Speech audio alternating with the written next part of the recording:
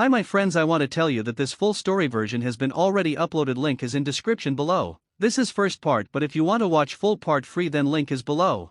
The leaves of the great forest did not care about the affairs of humans. When the wind blew from the northern peaks, sweeping across the vast valleys and rushing through the high canopies of the ancient woodland, it shook the branches with the same indifferent violence whether it fell upon a king or an outcast. Naruto sat at the edge of the training grounds, his back pressed against the rough, coarse bark of a massive oak tree. The bark dug into his spine through the fabric of his worn shirt, a sharp, physical reminder that he was awake, that he was present, even if the rest of the world seemed entirely convinced of the opposite. A few hundred yards away, the main estate of the family compound rose like a fortress of polished cedar and pristine white paper screens. From this distance, the house looked like a glowing lantern against the gathering twilight. The lanterns along the covered walkways were already being lit, casting warm, golden pools of light onto the immaculate gravel paths. Inside that warmth, a celebration was underway. Naruto could hear the faint, muffled sounds of laughter drifting across the open grass. He could hear the distinct, boisterous tone of his father's voice, a voice that normally carried the heavy weight of authority, but tonight was light, buoyant, and filled with an uncharacteristic, bubbling pride. He could hear the softer, elegant chime of his mother's laughter, weaving through the deeper voices of the clan elders who had gathered from all corners of the estate. They were celebrating his brother and sister. Earlier that afternoon, the courtyard had been filled with spectators. The elders had lined the wooden viewing gallery, their faces grave and expectant, waiting to see the lineage of the family manifest in the next generation. Naruto had stood at the very back of the crowd, standard on his tiptoes behind the broad shoulders of distant cousins who didn't bother to look back at him. He had watched his brother step into the center of the ring. With a single, fluid motion, the boy had channeled his energy, his focus absolute, sending a blast of concentrated force across the courtyard that shattered a heavy stone target into 1,000 glittering shards. The crowd had gasped, then erupted into thunderous applause. His father had stepped forward, clapping a heavy, proud hand onto the boy's shoulder, his eyes shining with the kind of validation that Naruto had only ever dreamed of receiving. Then came his sister. Her movements were different, less about raw, explosive power and more about an impossible, terrifying speed. She had moved across the training field like a shadow given form, her wooden training weapon striking 3 separate targets in the span of a single heartbeat. Again, the elders had nodded in deep, profound satisfaction. The lineage was secure. The future of the family name was blindingly bright. And Naruto? Naruto had stood there until the crowd began to disperse toward the banquet hall. He had waited, thinking perhaps his father's gaze would wander to the back of the courtyard. He had kept his posture straight, his expression neutral, hoping that a single nod, a passing glance, or even a brief word of acknowledgement might fall his way. But the tide of people had moved inward, carrying the successful siblings on a wave of congratulations, leaving the courtyard empty, save for the broken pieces of stone and the long, stretching shadows of the late afternoon. Now, the darkness had truly settled. The sky above was a deep, velvet indigo, punctured by the first faint glimmers of the evening stars. Naruto closed his eyes and inhaled the sharp, cool air of the coming night. The scent of pine, damp earth, and the distant, sweet aroma of roasting meats from the banquet table filled his senses. His stomach gave a dull, aching growl, but he ignored it. The physical hunger was nothing compared to the hollow, cavernous space that seemed to open up in his chest every time he looked toward that glowing house. He pulled his knees up to his chin, wrapping his arms tightly around his legs. Just a little longer, he whispered to himself, his voice barely a breath against the wind. He didn't mean he was waiting for someone to call him inside. He knew better than that. He had learned, through 100 small omissions and 1,000 silent dinners, that his presence was not required for the family to feel complete. If he did not show up to the table, his plate simply wouldn't be set. If he did not speak, the conversation would flow around the empty space he left behind as naturally as water around a stone in a river. No, when he said just a little longer, he meant he was waiting for the internal storm to pass. He was waiting for that familiar, hot spark of resentment to die down into the cold, manageable ash of acceptance. He reached out with his right hand, picking up a small, smooth pebble from the dirt between his feet. He turned it over and over in his palm, feeling its weight, its coldness. It was unremarkable. It had no special properties, no hidden power, no brilliance. It was just a rock, stepped on by everyone who walked the path, noticed by none. Like me, he murmured, a faint, wry smile touching the corners of his lips. But the smile didn't last. It couldn't. From the direction of the compound, the heavy sliding doors of the main hall creaked open. A bright shaft of golden light spilled across the lawn, cutting through the darkness like a blade. Naruto stiffened, his muscles tensing instinctively. For a brief, foolish second, a part of him, the stubborn, childish part that he hadn't yet managed to kill, thought that someone might be coming out to look for him. Perhaps his mother had realized his seat was empty. Perhaps his father wanted to check on his progress, away from the prying eyes of the elders. A figure emerged onto the porch. It was one of the senior attendants of the household, a man whose hair was silvered at the temples and whose posture was always rigidly upright. He held a small lantern in one hand, its light swinging gently as he walked. Naruto stood up, brushing the dirt and bits of bark from his trousers. He took a step forward, out of the deep shadow of the oak tree, allowing the faint light of the distant lanterns to catch the edge of his clothes. He didn't call out, but he made himself visible. The attendant scanned the courtyard. His eyes passed over the training ring, over the broken stone targets, and then drifted toward the edge of the woods. For a fraction of a second, the man's gaze brushed right over Naruto.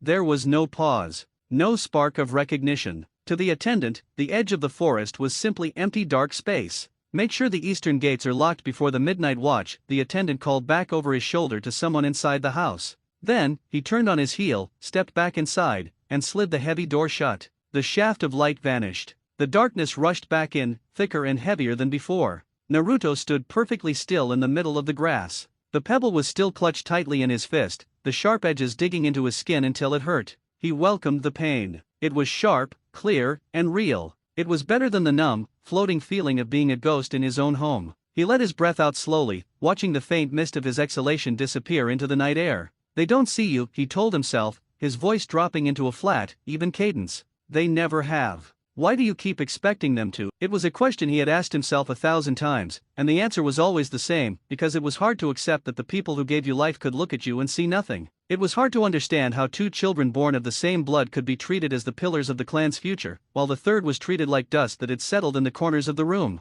His brother and sister had been born with an innate, natural affinity for the family's secret arts. From the moment they could walk, their bodies had naturally accumulated the vital energy required to perform incredible feats. They were prodigies, celebrated by the village, courted by mentors, and pampered by their parents. Every sigh they uttered was treated as a matter of great importance. Every minor scraped knee was met with a flurry of medical attendants and anxious, hovering parental care. Naruto, however, was different. When he tried to channel the same energy, it felt like trying to hold water in a clenched fist. It slipped through his fingers, refusing to gather, refusing to obey. His channels were stubborn, slow, and resistant to the traditional methods his family used. He remembered the only time his father had ever truly tried to train him. It had been years ago, in this very courtyard. His father had demonstrated a basic kata, a simple circulation of energy meant to ignite a flame upon the fingertips. His brother had managed it on his third try. His sister had done it on her first. When it was Naruto's turn, he had strained until his blood roared in his ears.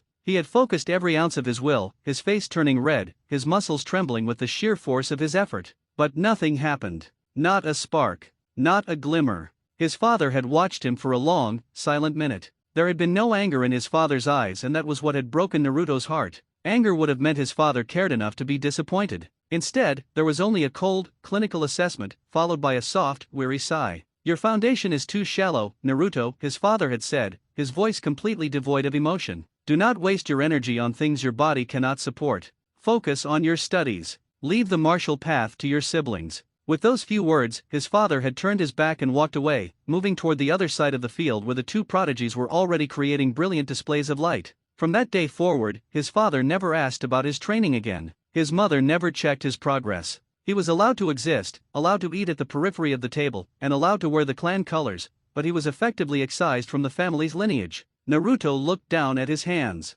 In the starlight, they looked small, but they were calloused. Unlike his siblings, who were given the finest silken training gear and special ointments to keep their skin pristine, Naruto's hands were rough from hours of swinging crude wooden swords he had carved himself from fallen branches. His knuckles were bruised from striking the trunk of the oak tree when no one was watching. He had ignored his father's advice. He hadn't stopped training. In fact, he trained twice as hard as his siblings, but he did it in secret, away from the judgment of the compound, deep within the tangled roots of the forest where the only witness was the wind. But no matter how hard he pushed his body, the gap between himself and his siblings only grew wider. They had access to the clan's private libraries, to high-grade medicinal herbs that accelerated their growth, and to the personal guidance of the strongest warriors in the region. Naruto had only his own stubbornness and the scraps of information he could overhear from the edges of the training hall. He shook his head, clearing the bitter memories from his mind. Standing in the dark and feeling sorry for himself wouldn't change anything. It wouldn't make his father look at him, and it wouldn't make his mother hold him. He forced his muscles to relax. He loosened his grip on the pebble, letting it drop back into the grass where it belonged.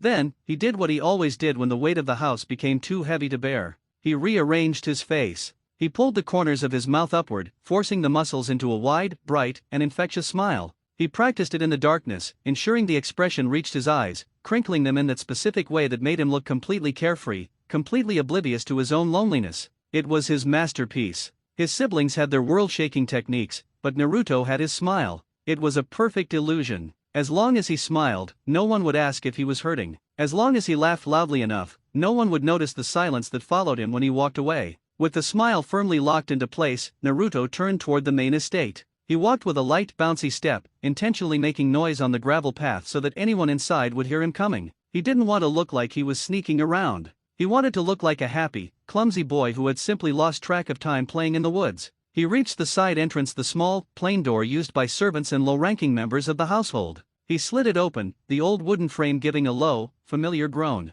The corridor inside was quiet, the walls lined with simple tatami mats. The rich smell of the feast was much stronger here, a mix of seasoned rice, grilled fish, and sweet sake. The sound of the celebration was a dull roar at the end of the hall, punctuated by occasional cheers and the clinking of ceramic cups. Naruto slipped his sandals off, placing them neatly in the corner. He began to walk down the hallway, keeping his head held high and his bright grin plastered across his face. As he passed the kitchen, an old cook named Tuki looked up from a steaming pot of broth. Tuki was one of the few people in the compound who didn't look through Naruto with indifferent eyes. He didn't possess great power or high status, but he had a kind heart. "Ah, Naruto," Tuki said, wiping his hands on his apron. He looked at the boy's disheveled hair and the faint streaks of dirt on his cheeks. "You missed the main toasts. Your brother just gave a speech about his future goals for the clan." "Yeah, I heard the noise from outside," Naruto said, his voice loud and full of energy, perhaps a bit too loud for the narrow corridor. "I bet it was awesome. I got caught up watching some weird bugs in the forest. You know how it is." Tuki looked at him for a long moment, his eyes lingering on the bright smile that seemed just a little too fixed, a little too perfect. A shadow of sympathy crossed the old man's face, but he didn't press the issue. He knew the dynamics of the house all too well. "Have you eaten?" Tuki asked softly, reaching for a small wooden bowl on the counter. "The main hall is packed, but I saved a small portion of the rice and some pork. It's still warm." Naruto's smile faltered for a microsecond, a genuine spark of gratitude warming his eyes before the practiced mask slid back over it. "Thanks, Tuki-san, but I'm actually not that hungry. I ate some berries while I was out there. I think I'm just gonna head up to my room and crash. Big day tomorrow, you know." "Tomorrow," Tuki repeated, puzzled. "What's tomorrow?" "Just more training." Naruto laughed, waving his hand dismissively as he backed down the hallway. "Gotta keep moving. See you around, Tuki-san." The old cook watched him go, a heavy sigh escaping his lips as the boy disappeared around the corner. "Such a bright lad," Tuki muttered to himself, turning back to his pots. "If only they took the time to see it." Naruto hurried up the narrow, creaking staircase that led to the upper levels of the servants' wing, where his small room was located. The main family lived in the sprawling eastern pavilion, where the rooms were large, well-ventilated, and overlooked the beautiful rock gardens. Naruto's room was essentially an attic space, tucked under the eaves of the western roof. It was cold in the winter and stiflingly hot in the summer, but it was his. It was the only place in the entire world where he didn't have to carry the weight of his smile. He reached his door, slid it open, and stepped inside. He didn't turn on the lamp. The starlight filtering through the single, small circular window was enough. He closed the door behind him and let his back slide against the wood until he was sitting on the floor. Slowly, deliberately, he let the muscles of his face relax. The wide smile collapsed. The bright, cheerful expression drained away, leaving his face pale, tired, and remarkably still. In the dim light, he looked entirely different, not like a foolish, energetic child, but like someone who had spent far too many hours contemplating the vast, empty spaces of the world. He looked around his room. It was bare. A simple futon rolled up in the corner, a low wooden desk with a few blank scrolls, and a single wooden chest containing his meager belongings. There were no trophies here. No certificates of achievement signed by the clan head. No masterfully crafted weapons bearing the family crest. He walked over to the window and looked out. From this height, he could see over the rooftops of the western wing, all the way to the central courtyard. The celebration was finally winding down. Guests were beginning to spill out onto the gravel paths, talking animatedly as they made their way toward the gates. He saw his father standing on the main porch, surrounded by three of the most powerful elders. His father was gesturing toward the eastern sky, his face serious but filled with an undeniable confidence. A few steps behind him stood his brother and sister, looking pristine and immaculate in their formal robes, absorbing the praise of the departing guests like young royalty. Naruto watched them for a long time. He didn't feel hatred. Hatred required a level of connection that he simply didn't possess anymore. What he felt was a profound, unyielding distance.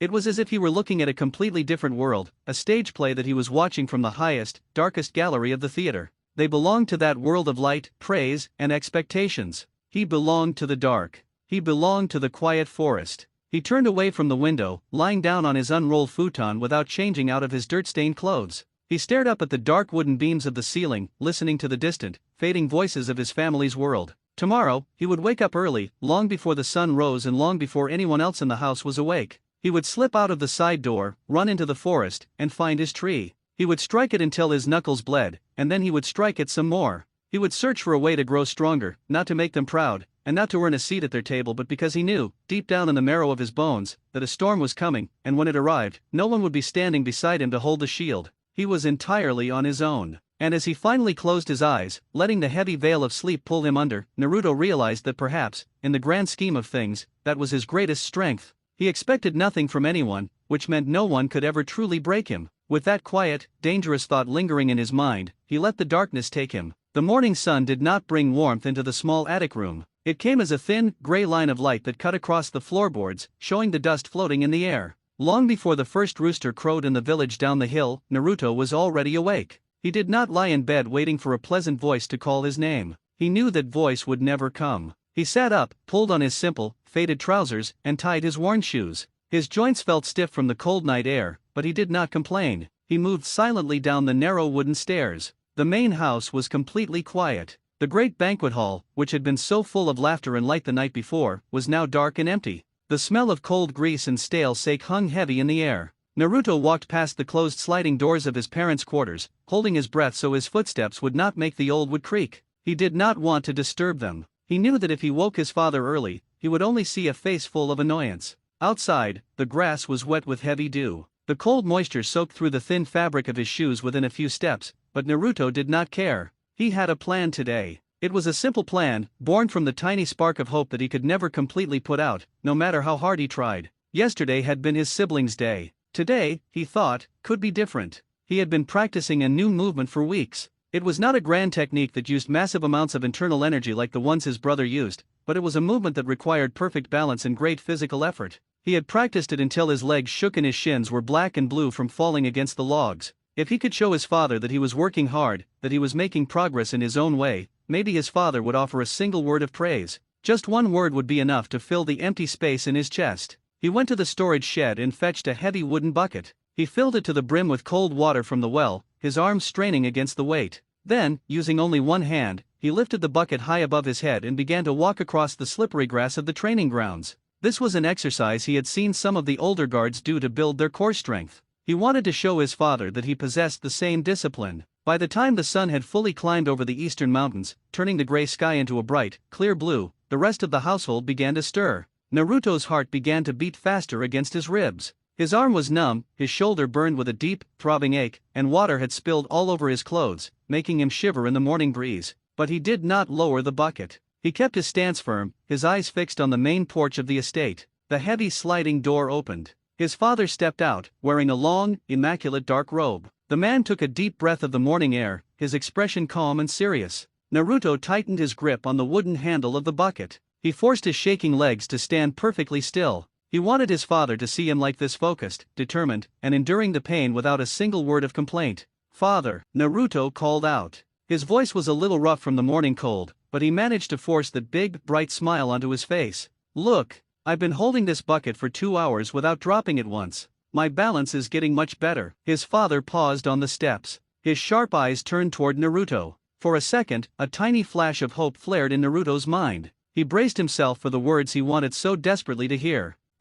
Good job, Naruto. You are working hard.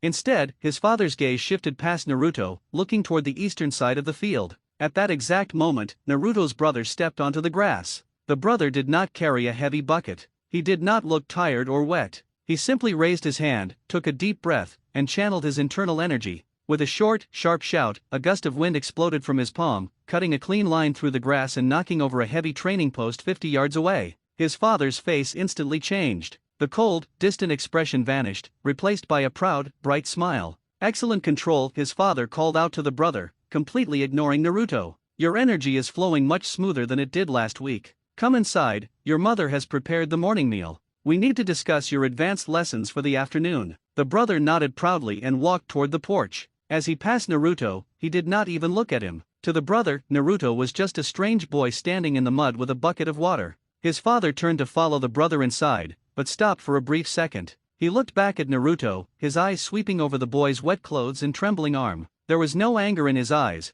only a deep, weary disappointment. "Naruto," his father said, his voice flat and heavy, "why do you waste your time with such primitive exercises? Carrying water will not change the fact that your internal pathways are narrow. Your brother is already manipulating the natural elements, while you are playing in the mud. Go change your clothes before you catch a cold and become a burden to the servants." The door slid shut with a soft, final thud. The courtyard became completely silent again. The burning pain in Naruto's shoulders suddenly felt much heavier. His fingers lost their grip, and the heavy wooden bucket crashed to the ground, spilling the remaining water into the dirt, soaking his shoes completely. The bright smile on Naruto's face did not disappear right away. It stayed there, frozen, like a mask glued to his skin. He stood in the middle of the grass, looking at the closed door, while the cold water pooled around his feet. The word burden echoed in his ears over and over again. He wasn't even a warrior to them, he was just an inconvenience. But Naruto was stubborn. He refused to let this one failure stop him. 2 days later, he tried again. He spent the entire afternoon in the kitchen, helping Tuki chop vegetables and prepare the heavy wooden trays for the evening meal.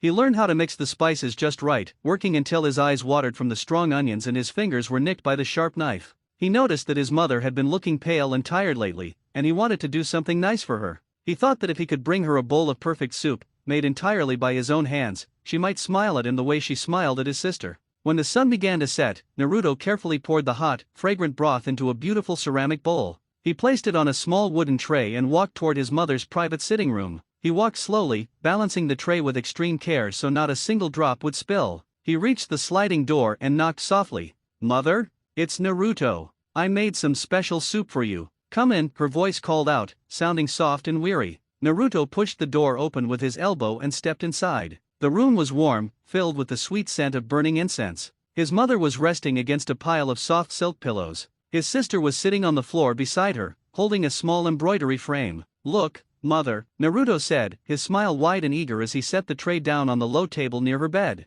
"I helped Tuki in the kitchen all day just to make this for you. It has the special herbs that make you feel less tired." His mother looked at the bowl, a small, gentle smile appearing on her face. "Thank you, Naruto. That is very kind of." Before she could finish her sentence, his sister stood up and reached for a small wooden box on the shelf. She opened it and pulled out a beautifully woven piece of cloth. The cloth was embroidered with the intricate pattern of the family crest, stitched with perfect precision. The lines of the thread were so clean that they looked like they had been drawn by a master artist. "Look, Mother," the sister said, her voice calm and confident. "I finished the pattern you showed me yesterday. I also infused a small amount of my energy into the threads so that the cloth stays warm even in the winter wind." His mother's eyes widened with surprise and delight. She completely forgot about Naruto's soup. She reached out, took the cloth from the sister, and held it against her cheek, her face glowing with pure happiness. "Oh, it's beautiful," his mother exclaimed, her voice full of warmth and affection. "You have such a delicate touch. To control your energy so precisely at your stage is truly wonderful. You are becoming a magnificent lady of the clan, just like your grandmother was." The sister sat down beside the bed, and the two of them began to talk about the different stitching techniques and energy control, their voices full of shared joy. They laughed together, a soft, intimate sound that filled the room. Naruto stood by the low table, his hands hanging loosely at his sides. The bowl of soup was still steaming, sending up little clouds of vapor, but it sat there noticed by no one. His mother did not look back at him. His sister did not acknowledge his presence. The warm bubble of their connection was completely closed to him. Slowly, Naruto reached down and picked up the tray. The ceramic bowl was hot against his fingers, but he did not feel it. He backed out of the room, sliding the door shut with a quiet click. Neither his mother nor his sister looked up when he left. He walked down the long, dark hallway, carrying the soup back toward the kitchen. The wide smile was still on his face, but his eyes were completely dark, devoid of any light. When he entered the kitchen, Tuki looked up from the stove. He saw the full bowl of soup on the tray and then looked at Naruto's frozen grin. The old cook did not say a word. He knew exactly what had happened. He reached out, gently took the tray from the boy's hands, and set it on the counter. "I'll eat it, Naruto," Tuki said softly, his voice full of a quiet, gentle kindness. "I love your soup." Naruto's smile twitched, but he managed to keep it up. "Thanks, Tuki-san. I think I just didn't salt it enough for her. I'll try harder next time." He turned and ran out of the kitchen before the old man could see the first tear that finally escaped his eye. As the weeks turned into months, Naruto tried a dozen more times, in a dozen different ways. When his brother was given a beautiful new sword, Naruto spent 3 days collecting unique, glittering stones from the riverbed to create a decorative chain for the handle. When he proudly presented it to his brother during evening training, his father had snatched it away, throwing the stones into the bushes. "Do not give your brother such cheap trinkets," his father had snapped. "He needs to focus on the weight and balance of his blade, not look like a street performer. If you want to be useful, go clean the weapons racks." When his sister was learning to recite the ancient history of the clan, Naruto spent his nights reading the thick, boring scrolls in the servants' library, memorizing every name and date until his eyes were red from lack of sleep.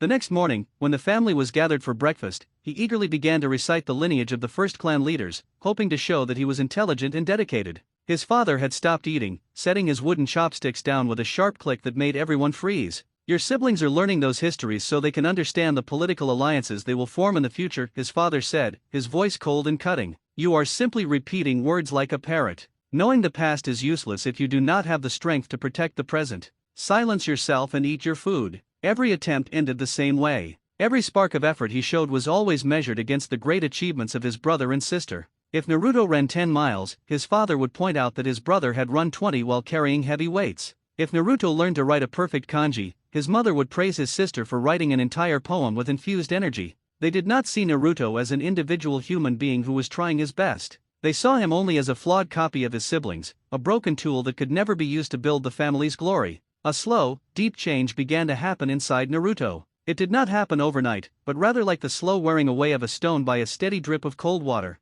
One evening, during a great storm that shook the windows of the estate, the family was gathered in the main hall for dinner. The room was warm, filled with the rich smell of roasted meat and fine rice. His brother and sister sat on either side of his father, receiving instructions for the upcoming seasonal tournament. Naruto sat at the very edge of the long table, near the door where the cold draft came through. He looked down at his bowl of plain white rice. He didn't reach for the meat. He didn't try to speak. He didn't even try to force the bright smile onto his face anymore while he was eating. He just sat there, listening to the sound of their voices. He watched his mother reach out and gently wipe a stray grain of rice from his sister's chin, her eyes full of a soft, maternal sweetness that Naruto had never felt on his own skin. He watched his father laugh heartily at a joke his brother made, a deep, genuine sound of a man who was completely satisfied with his life. Naruto looked at them, and for the first time in his life, he felt absolutely nothing. The hot, painful ache that used to twist his stomach every time he was ignored was gone. The burning anger that made him want to scream and break things was gone. The desperate, childish hope that whispered maybe tomorrow they will love me had finally died. He realized that he could spend his entire life trying to climb the high, smooth wall of their expectations, and he would only ever fall back into the dirt. They had decided who he was before he could even speak. They had decided that he was nothing, and nothing he did would ever change that decision. The realization did not make him sad. It made him feel incredibly light, as if a massive, heavy iron chain had been lifted from his shoulders. If they did not care about him, then he no longer had to care about their judgment. If he was not a part of their world, then he did not have to follow their rules. He did not need their permission to exist. He did not need their praise to know that his hands were strong and his body was capable of enduring pain. Naruto picked up his chopsticks and began to eat his rice, chewing slowly and calmly. He didn't look at his father. He didn't look at his mother. He looked only at his own food, content in his own quiet corner. When dinner was over, the family stood up to retire to the inner pavilion. As usual, they walked out without looking back at him. His father did not say goodnight. His mother did not offer a gentle nod. Naruto remained seated at the empty table for a few minutes, listening to the heavy rain beat against the roof.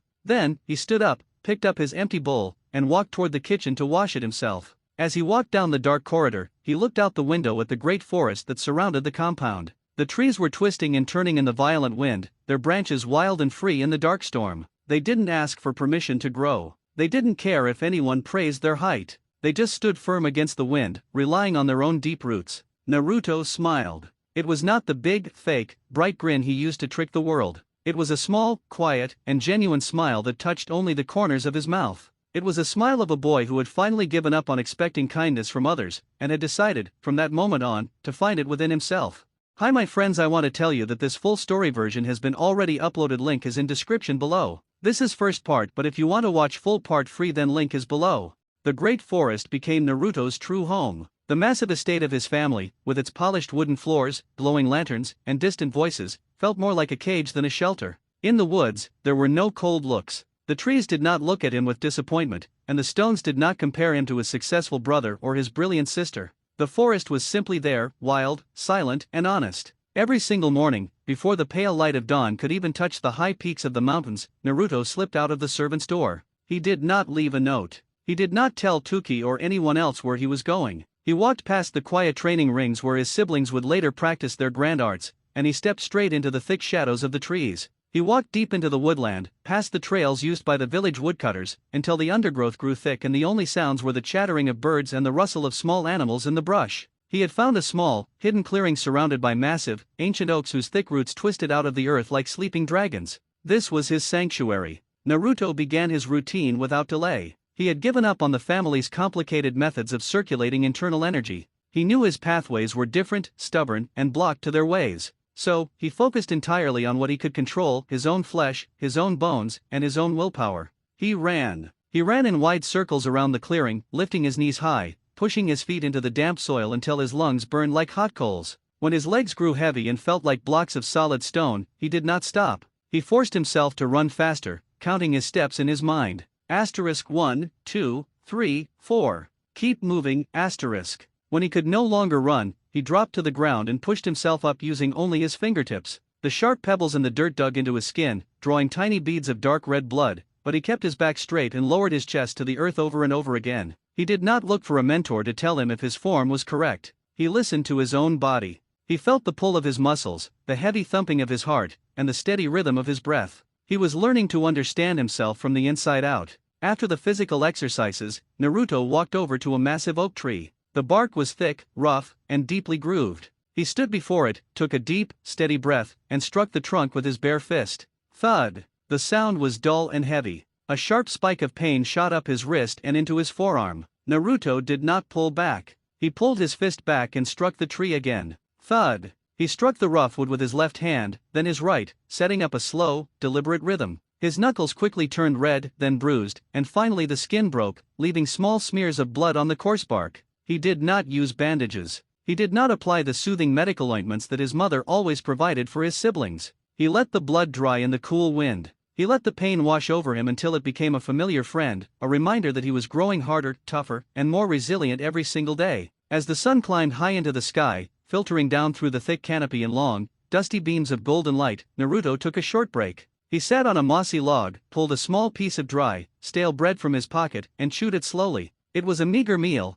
but it tasted wonderful after hours of hard labor. While he ate, he looked down at his battered hands. They were rough, covered in thick calluses and fresh scabs. They did not look like the pristine, smooth hands of a young master from a noble clan. They looked like the hands of a common laborer. But to Naruto, they were beautiful. They were his. Every single mark on his skin was something he had earned through his own sweat and blood, without anyone's help, without anyone's permission. A small woodland creature, a gray squirrel, hopped out from the bushes and sat a few feet away, watching him with bright, curious eyes. Naruto looked back at it, a genuine, soft smile touching his lips. "You don't care about internal energy, do you?" Naruto murmured softly, tossing a small crumb of bread toward the animal. The squirrel snatched the crumb and scurried up the trunk of a nearby tree. Naruto stood up, dusting the crumbs from his trousers. He felt a deep, profound sense of peace in this clearing. For a long time, he had believed that he needed the approval of his father and the warmth of his mother to be whole. He had believed that without his family's validation, he was nothing more than a ghost. But out here, in the vast, indifferent forest, he realized the truth. He did not need them to see him. He saw himself. He trusted his own feet to carry him, his own hands to protect him, and his own mind to guide him. He was completely alone, and for the first time in his life, the thought did not make him feel lonely. It made him feel incredibly powerful. The weeks passed in a blur of hard work and quiet isolation. Naruto's body became leaner, harder, and much faster. He could move through the thick undergrowth of the forest without making a single sound, his feet finding the solid earth between the fallen leaves with perfect instinct. He had stopped returning to the estate for the evening meals entirely, preferring to sleep in a small shelter made of woven branches and soft fern leaves that he had built near his clearing. He only returned to the compound once every few days, in the middle of the night, to gather a few supplies from the kitchen before slipping away again unnoticed. One afternoon, a heavy rain began to fall. The sky turned a dark, bruised purple, and the wind howled through the high branches, tearing leaves from the trees and sending them swirling through the air. Naruto welcomed the storm.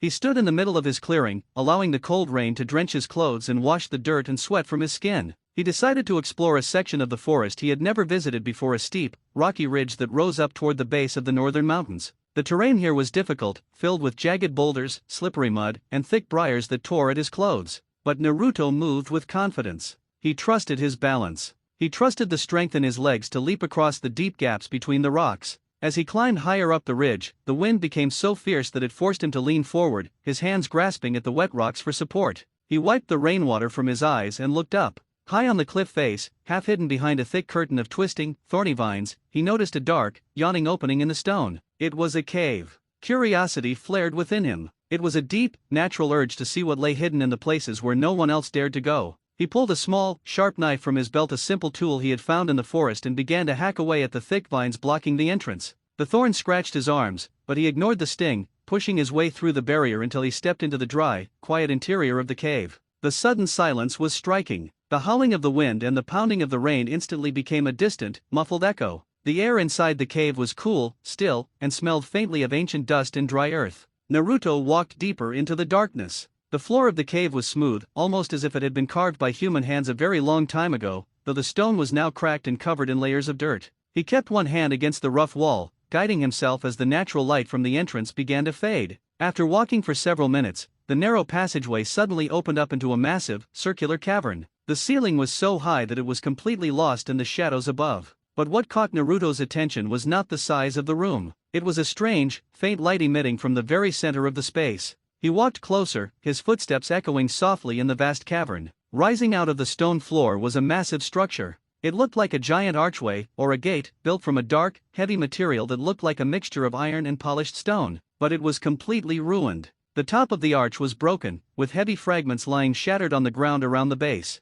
The surface of the remaining pillars was covered in deep cracks, and strange, alien symbols were carved into the material. These symbols were not like the language of his village or the ancient characters in the clan's history books. They were jagged, sharp, and seemed to twist when he looked at them directly. The faint light he had seen was coming from these cracks. A pale, ghostly blue energy was pulsing slowly inside the stone, like the faint heartbeat of a dying creature. Naruto stopped a few feet away from the structure. He felt a strange, heavy sensation in the air, a pressure that made the hairs on his arms stand up. It was an energy completely different from anything he had ever felt before. It did not feel like the natural, clean energy his siblings manipulated. It felt ancient, heavy, and incredibly dense. He should have been afraid. Any normal person would have turned around and run back to the safety of the village. But Naruto did not move. He looked at the broken gate, and for some strange reason, he felt a deep, inexplicable connection to it. It was broken, forgotten, and hidden away in the dark, left behind by the rest of the world. Just like me, Naruto whispered into the silence.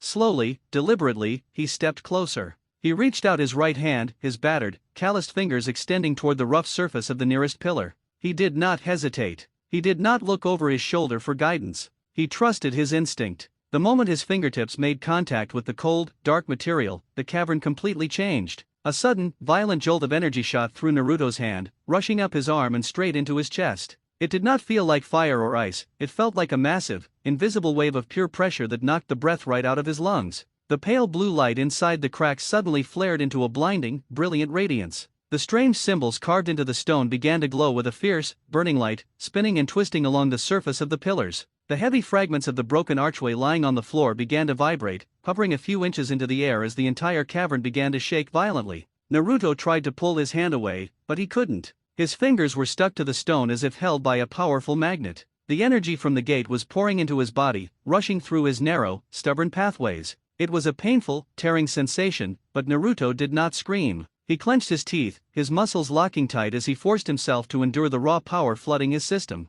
The space inside the archway began to twist. The air became thick, rippling like water when a heavy stone is dropped into a pond. A dark, swirling vortex opened up within the frame of the gate, swallowing the light and creating a terrifying, silent vacuum that began to pull at Naruto's clothes. The shaking grew louder, a deep, roaring sound that echoed off the walls of the cavern. The stone beneath Naruto's feet began to crack. He could feel the immense, unstoppable pull of the vortex, drawing him closer and closer to the swirling darkness inside the frame. With one final, massive surge of power, the gate flared with a light so bright that it completely consumed the cavern, turning everything into a wall of pure, blinding white. Naruto felt his feet lose their grip on the solid earth. He felt himself being lifted, spun, and thrown forward into the void. The sensation of gravity vanished, replaced by a terrifying feeling of falling through an endless, freezing nothingness. Then, everything went completely black. The first thing Naruto felt when he regained consciousness was the hardness of the ground. It was not the soft, damp earth of his forest, nor was it the smooth wood of his family's estate.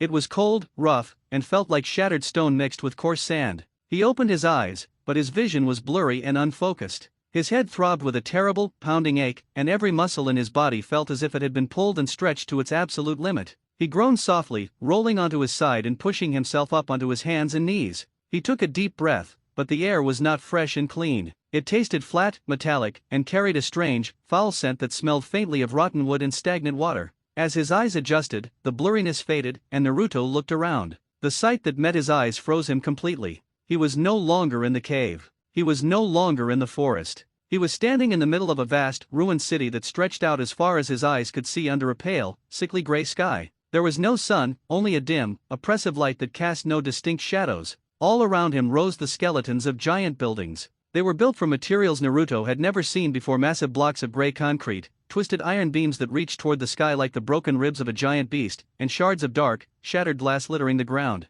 The structures were covered in thick layers of black soot, and wild, thorny weeds grew out of the cracks in the walls. The street he was resting on was wide, but it was completely destroyed. The ground was torn open, with massive craters and deep fissures splitting the surface. Strange, metallic carriages with 4 rubber wheels sat scattered across the road, their metal bodies rusted, dented, and completely burned out. The silence was absolute. There was no sound of wind, no singing of birds, and no rustle of leaves. It was a dead world, completely empty of life, frozen in a state of permanent decay. Naruto slowly stood up, his legs shaking beneath him. He looked down at his hands. His calluses and bruises were still there, but his clothes were torn and covered in gray dust. He turned around, searching for the gate that had brought him here, but there was nothing behind him except a crumbling wall covered in strange, faded writing. A deep, cold knot of shock and confusion tightened in his stomach. Where was he? What was this place? Was this a dream? A trick of the mind? He took a cautious step forward, his shoes crunching loudly on the shattered glass. The sound seemed impossibly loud in the dead silence of the ruined city. He gripped the handle of the small knife at his belt, the physical touch of the weapon giving him a small sense of reality. He was alone. There was no one here to help him, no one to explain what had happened, and no one to save him. He had only himself to rely on. Suddenly, a sound broke the stillness. It was a low, scraping noise, coming from behind one of the rusted metallic carriages a few yards away. Naruto froze, his muscles instantly tensing as he fell into a defensive stance. His eyes narrowed, focusing intently on the shadow beneath the vehicle. The scraping sound grew louder, accompanied by a wet, heavy thudding noise, like something dragging its feet across the concrete. Slowly, a figure emerged from the darkness behind the carriage and stepped into the pale light of the street. Naruto's breath caught in his throat. It looked like a human, but it was completely wrong. The skin was a pale, sickly green-gray, peeling away from the bone in several places to reveal dark, dried muscle underneath. Its clothes were nothing more than tattered, blood-stained rags that hung loosely from its thin, skeletal frame. One of its arms hung at a strange, broken angle, swinging uselessly as it moved. But it was the face that shocked Naruto the most. The creature's eyes were completely milky white, devoid of any pupils or life. Its jaw was unhinged, hanging open to reveal a row of broken, blackened teeth covered in thick, dark fluid. The creature stopped. Its head jerked to the side, its unseeing eyes turning toward Naruto as if it could smell his presence. It raised its one good arm, its long, jagged fingernails twitching in the air. It opened its mouth wide and let out a deep, horrible growl, a wet, rattling sound that vibrated with pure, mindless hunger. Naruto stood in the middle of the ruined street, his heart pounding wildly against his ribs, staring at the monster that was now slowly dragging itself directly toward him. The creature's wet, rattling growl echoed off the broken walls of the concrete buildings. Naruto stayed completely still, his hands tightly gripping the small knife from his forest. The monster moved with a strange, limping pace, dragging its broken leg across the shattered glass, but there was a terrifying certainty in its progress. It smelled life, and it wanted to consume it. When the creature got within a few feet, it suddenly lunged forward with surprising speed. The gray, claw-like fingers snapped toward Naruto's throat. Instinct took over. Naruto dived to the side, rolling across the rough concrete. The cold stones cut into his palms, but he scrambled back to his feet immediately. The monster crashed into the rusted metal carriage where Naruto had been standing a second ago, its skull making a heavy, sickening thud against the iron. It did not seem to feel any pain. It turned around slowly, its milky eyes locking back onto Naruto, and let out another fierce hiss. Naruto rushed forward, driving his small knife into the creature's chest. The blade sank deep into the gray, peeling flesh, but there was no bright red blood, only a thick, dark fluid that smelled like a swamp. The creature didn't even flinch. It swung its heavy, unbroken arm, striking Naruto across the face with immense, unnatural force. The blow sent Naruto flying backward. He crashed into the asphalt, his head bouncing against the ground. The world spun in a blur of gray and black. His cheek burned, and he could taste copper in his mouth. He looked up, his vision swimming, to see the creature moving toward him again, its blackened teeth snapping in the air. "Get up," Naruto screamed to himself in his mind. No one is coming. Father isn't here, mother isn't here. If you lie down, you die, He forced his trembling legs to slide beneath him. He didn't look for a miracle. He knew that his survival depended entirely on his own two hands. As the creature leaned down to grab him, Naruto grabbed a large, jagged piece of shattered concrete from the road. With a loud, desperate shout, he swung the heavy stone with all his remaining might, crashing it directly into the side of the monster's head. There was a loud crack. The creature's neck twisted at an impossible angle, and it slumped forward, falling heavily on top of Naruto. The dead weight crushed the breath from his lungs, and the foul smell nearly made him vomit. Naruto pushed and clawed at the gray body until he managed to drag himself out from underneath it. He sat on the road, gasping for air, his chest heaving. His body was covered in dirt, dark monster fluid, and his own blood. He looked at the still form of the creature. It was truly dead now, motionless in the gray light. Naruto looked around the vast, silent city. The terrifying truth settled deep into his bones. This world was filled with these things, and there was absolutely no one to save him. He was completely, utterly on his own. Naruto dragged his aching body away from the main street. He knew the noise of the fight might draw more of those creatures. He leaned against the walls of the gray structures, moving slowly through narrow, dark alleys where the shadows were thick. His muscles trembled with exhaustion, and every breath felt like breathing in glass. After walking for what felt like hours, he noticed a heavy iron door at the base of a tall, crumbling tower. The door was slightly open, hanging on a single broken hinge. Above it, a faded sign showed a symbol of a house with a thick line over it. He pushed the heavy door open, the metal making a soft, scraping sound. Inside, a flight of concrete stairs led down into the dark earth. Naruto hesitated for a moment, then began to guide himself down into the blackness, keeping one hand against the cold wall. At the bottom of the stairs, he found a massive, underground space. It looked like an old, reinforced storage area. The walls were made of thick, gray stone, and the air was dry and cool, free from the terrible smell of the streets above. He took a few steps forward and found a manual lever on the wall. He pulled it down. With a low click, a few old, flickering emergency lights on the ceiling buzzed to life, casting a dim, yellow glow across the room. Naruto collapsed onto an old wooden bench, letting out a long, shaky breath. He had found a shelter. He looked around the room. In the corners stood several heavy wooden crates and metal shelves. Naruto forced himself to stand and began to inspect them. He pried open the top of a wooden crate and found rows of small, tightly sealed tins containing dried meat and hard crackers. He quickly opened one and began to eat, the simple food giving life back to his exhausted muscles. On a large metal desk in the center of the room, Naruto noticed a neat pile of thick, heavy books. Their covers were covered in dust, but the pages inside were clean. He picked up the first book and began to turn the pages. The words were written in a simple script that he could understand. It was a log of the world's dangers. As Naruto read through the pages under the flickering yellow light, his eyes grew wide. The book explained that a long time ago, the sky had turned gray, and strange rifts had opened across the land, releasing thousands of monsters. The creatures he had fought on the street were called walkers, the weakest of the monsters, driven only by a mindless hunger for living flesh. But the book warned of much worse things. Deep inside the ruined cities lived monsters that could sprint faster than horses, beasts with skin as hard as iron, and massive flying creatures that ruled the skies. The world was entirely under their control now. Humans had been hunted until almost none were left. Naruto closed the book, his heart beating fast. The danger was endless. If he wanted to live in this world, his current strength was nowhere near enough. He needed to become faster, harder, and stronger than he had ever been in his forest clearing. The next morning, Naruto decided to explore the immediate area outside his shelter to find a way to improve his skills. He slipped out of the iron door, keeping his body low against the concrete walls. He had not gone far down the alley when he spotted another one of the gray monsters. It was wandering aimlessly near a pile of rusted metal parts, its back turned to him. Naruto did not rush in blindly this time. He remembered the lessons of his training in the forest: patience, balance, and watching the target.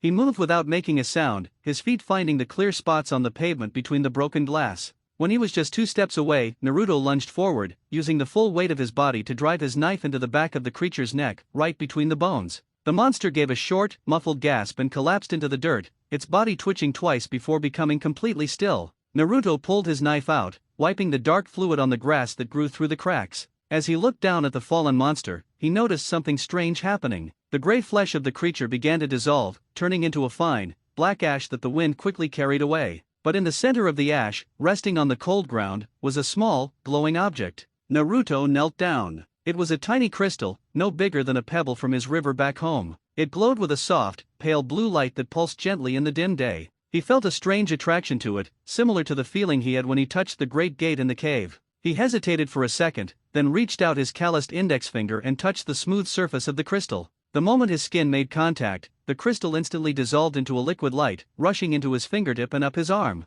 Naruto gasped, tensing his muscles, but there was no pain. Instead, a wave of incredible warmth spread through his entire body. It felt like a warm bath on a freezing winter day. The deep ache in his shoulder from his first fight suddenly vanished. He felt a sudden, clear sharpness in his eyes, and when he clenched his fist, his grip felt just a little bit tighter, his muscles just a little bit more solid. He looked down at his hand in absolute wonder. The book had mentioned that the monsters carried the core energy of this ruined world. By absorbing these crystals, a person could slowly change their body, increasing their strength, their speed, and their endurance. A small, genuine smile appeared on Naruto's face. In his old world, his narrow pathways meant he could never use his family's special arts. He was seen as a failure because he could not manipulate the natural elements. But in this dead world, the rules were different. He didn't need wide pathways or family techniques. He just needed to hunt, to survive, and to gather these glowing stones. He looked down the long, ruined street, where more shadows moved in the distance. He didn't feel the cold fear that had frozen him the day before. He felt a deep, burning determination. This world was dangerous, and no one was coming to help him, but he had finally found a path to build his own power, step by step, through his own effort. He gripped his knife tightly and moved forward into the gray light. The gray days blended together into one long, continuous hunt. Naruto made the underground shelter his base, returning to it only when the pale light of the sky grew completely dark and his muscles could no longer support his weight. Every morning, he stepped out into the ruined streets with a sharper mind and a more focused gaze. He grew clever. He learned that the weak, slow monsters traveled in predictable patterns through the broken concrete alleys. He did not rush them. He waited behind the rusted metal carriages, or hidden inside the deep shadows of crumbling doorways, holding his breath until a lone creature wandered past. Then, with a quick, silent leap, he would drive his small knife deep into the soft spot at the back of its skull. Every fallen monster turned to black ash, and every single time, a small, glowing crystal was left behind in the dirt. Naruto gathered them eagerly. He touched each one, feeling the liquid light pour through his skin and settle deep into his bones.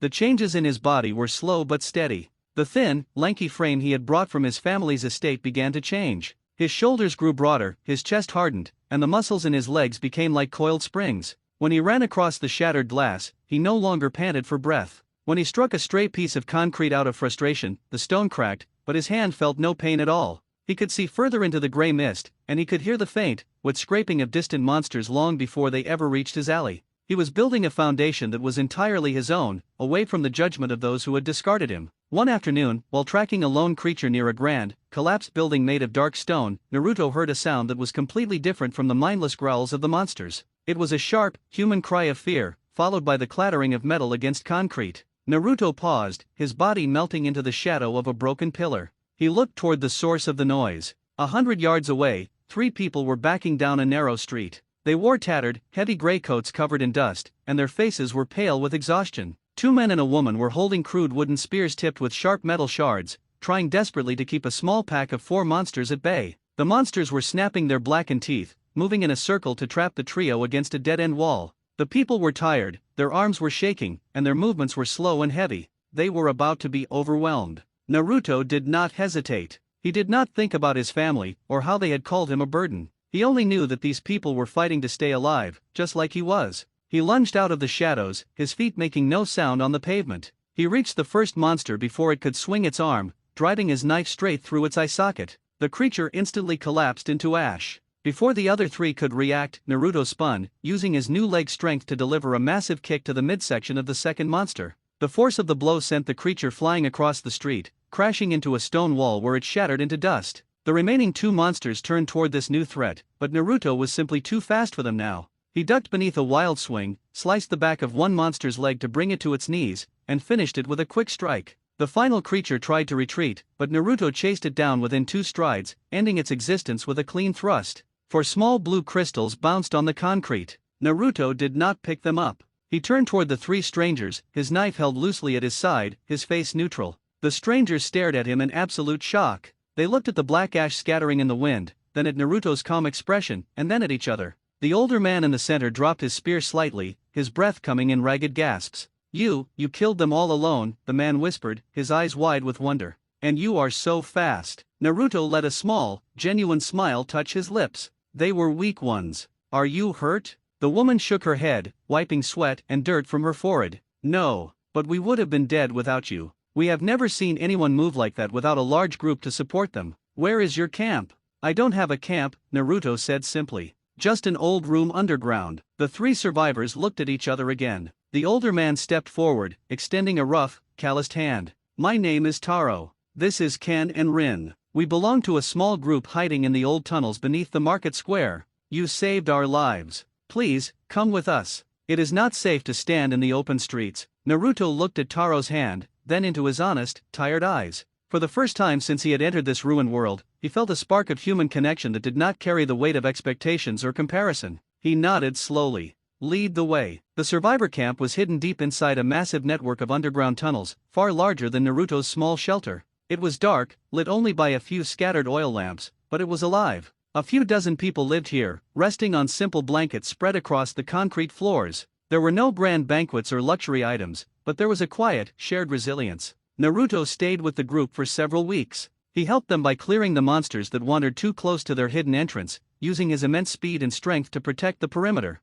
In return, the survivors taught him the true rules of this dead world. Taro sat with Naruto by a small, smoking fire one evening, sharing a bowl of hot water mixed with dried grains. You have incredible raw power, Naruto, Taro said softly, watching the boy sharpen his knife against a stone. But power alone can get you killed if you do not understand the environment. You must learn to read the signs of the city. Taro showed Naruto how to look for the subtle marks left by different creatures. See these deep scratches on the concrete walls? Those are not from the weak ones you fight. Those are from beasts that hunt by sound. If you see those marks, you must move like a ghost. Do not drop a single stone. And look at the puddles. If the water is black and bubbling, it means a toxic creature has passed by. Never touch that water, or your skin will rot within minutes. Rin taught him how to find hidden water pipes that were still clean, and how to preserve food so it wouldn't draw the sharp noses of the monsters. Naruto listened to every word with absolute focus. He didn't have a father to teach him, or a clan leader to guide him, but these simple people were giving him the tools to survive, and he trusted them because they relied on him just as he relied on them.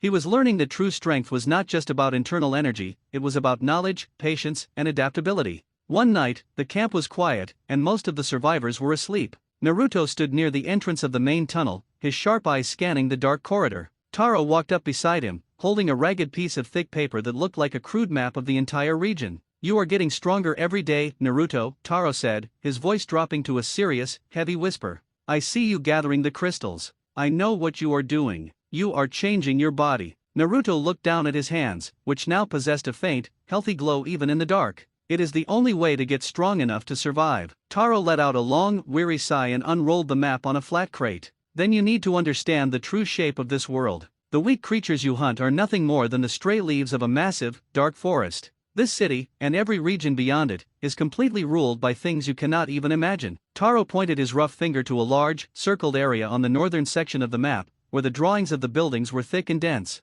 The monsters are not random, Taro explained, his face grave in the flickering firelight. They obey powerful rulers. These are ancient, massive beasts that have claimed different territories as their own domain. In the north, where the tallest towers stand, there is a creature known as the Iron Devourer. Its skin cannot be pierced by any metal we possess, and it controls thousands of the lesser monsters. Nothing moves in that district without its permission. He moved his finger to the eastern side, near a wide, dried-up riverbed. To the east, the skies are ruled by a flying beast that drops dark fire from its wings. It has wiped out entire survivor camps in a single afternoon. These rulers hold the core energy of the entire world inside their bodies. The crystals they carry are not pale blue, they are deep, burning red, filled with enough power to shake the earth. Naruto stared at the map, his heart beating with a strange, new rhythm. It was not fear that he felt, but a deep, driving curiosity. In his old world, the rulers were the clan elders and his father, people who sat in high places and decided he was worthless because he didn't fit their mold. In this world, the rulers were monsters, and their power was absolute. Has anyone ever tried to fight them? Naruto asked quietly. Taro shook his head, a look of profound sorrow crossing his face. Many have tried in the early years. None returned. We do not fight them, Naruto. We hide from them. We live like rats in the dark because to challenge a ruler is to court total destruction. Promise me you will stay away from the deep zones. Naruto looked at the circled areas on the map, then down at his own calloused hands. He did not make the promise. He kept his face calm and gave Taro a reassuring nod, but deep inside his chest, the spark of determination grew into a steady, burning flame. He had given up on his family's world, and he had accepted that no one would save him. If this ruined world was controlled by massive monsters that kept humanity in the dark, then he would keep hunting, he would keep growing, and he would keep building his strength until he could face those rulers on his own terms. He didn't need a legacy, he would carve his own path through the concrete. Hi my friends, I want to tell you that this full story version has been already uploaded, link is in description below. This is first part, but if you want to watch full part free then link is below. The pale gray light of the sky never changed, but Naruto's understanding of the ruined city grew sharper with every passing day. He did not stay in the safety of the underground tunnels with the others. The knowledge Taro had given him about the monster territories did not make him hide, it gave him a path to follow. He began to venture into the dangerous streets that the survivors had marked as forbidden zones, places where the concrete was torn apart and the air smelled heavily of the monsters. He moved through the wide avenues like a phantom. His feet, now hardened and precise, found the silent spaces between the broken glass and rusted metal sheets. In these deeper sectors, the monsters were no longer just the slow, limping walkers. He encountered creatures with elongated limbs that could leap from the second-story windows of the crumbling towers, and others that slithered along the cracked pavement with terrifying speed. Every encounter became a lesson. When a leaping monster lunged at him from the shadows of an old store, Naruto did not panic. His senses, enhanced by the many pale blue crystals he had already absorbed,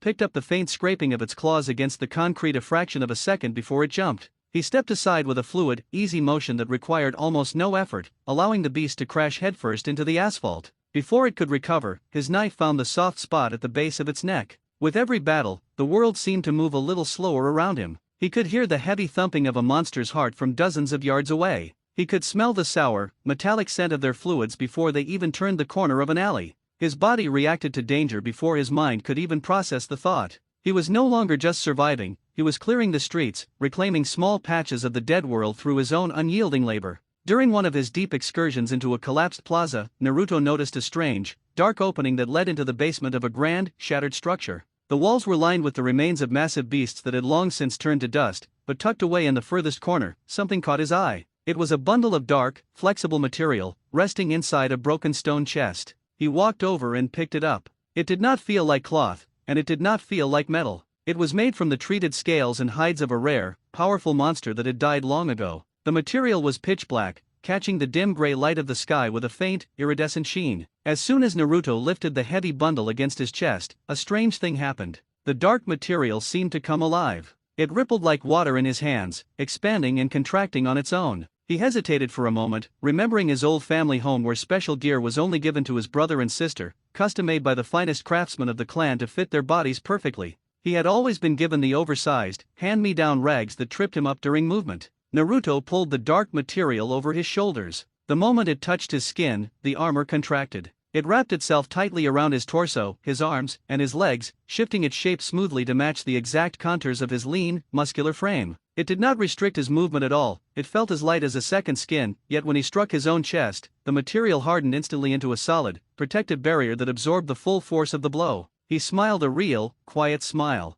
He didn't need a craftsman. He didn't need a family legacy. The dead world was providing him with everything he needed to stand on his own feet. The true test of his new gear and his growing strength came 2 days later. He had wandered into a wide, enclosed courtyard surrounded by high concrete walls. The only exit was the narrow archway he had entered through. Suddenly, a massive shadow fell over the courtyard. A beast twice the size of a common monster blocked the exit. Its body was covered in thick, jagged bone plates, and its eyes burned with a vicious, intelligent malice. It did not growl mindlessly, it watched Naruto, recognizing him as a dangerous hunter. The powerful beast charged, its massive weight causing the ground to vibrate. Naruto leaped backward, but the creature was incredibly fast. A heavy, bone-tipped tail swung through the air, catching Naruto squarely in the ribs. The force of the blow was immense. Even with the special armor absorbing a massive portion of the impact, Naruto was thrown across the courtyard, smashing into a solid concrete wall. The stone cracked behind him, and he slid to the ground, a sharp, terrible pain exploding in his side. He could feel that his ribs were fractured, and his breath came in short, agonizing gasps. The beast stepped closer, opening its wide maw to finish him.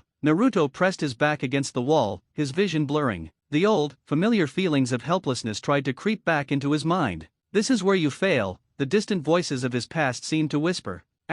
"You are not the chosen one. You are just the extra child, asterisk." "No," Naruto muttered through his teeth, his grip tightening on his knife. "I am myself. He forced his body to stand. As he did, a deep, dormant energy inside his body, the raw power accumulated from the hundreds of crystals he had absorbed, suddenly surged toward his injury. It was a hot, tingling sensation that flooded his chest. To his absolute amazement, he could hear the faint, wet sound of his bones knitting back together. The sharp pain vanished in the span of 3 heartbeats. His torn skin healed, leaving no scars behind. He had unlocked the power to heal quickly, a direct result of his body adapting to the harshness of the world. With his strength fully restored, Naruto lunged forward. He was faster than the beast expected. He used the concrete wall as a springboard, launching himself high into the air, over the creature's guard. He landed squarely on its back, finding the small gap between its heavy bone plates, and drove his blade deep into its core. The massive beast shuddered, letting out one final, echoing roar before dissolving into a massive cloud of black ash.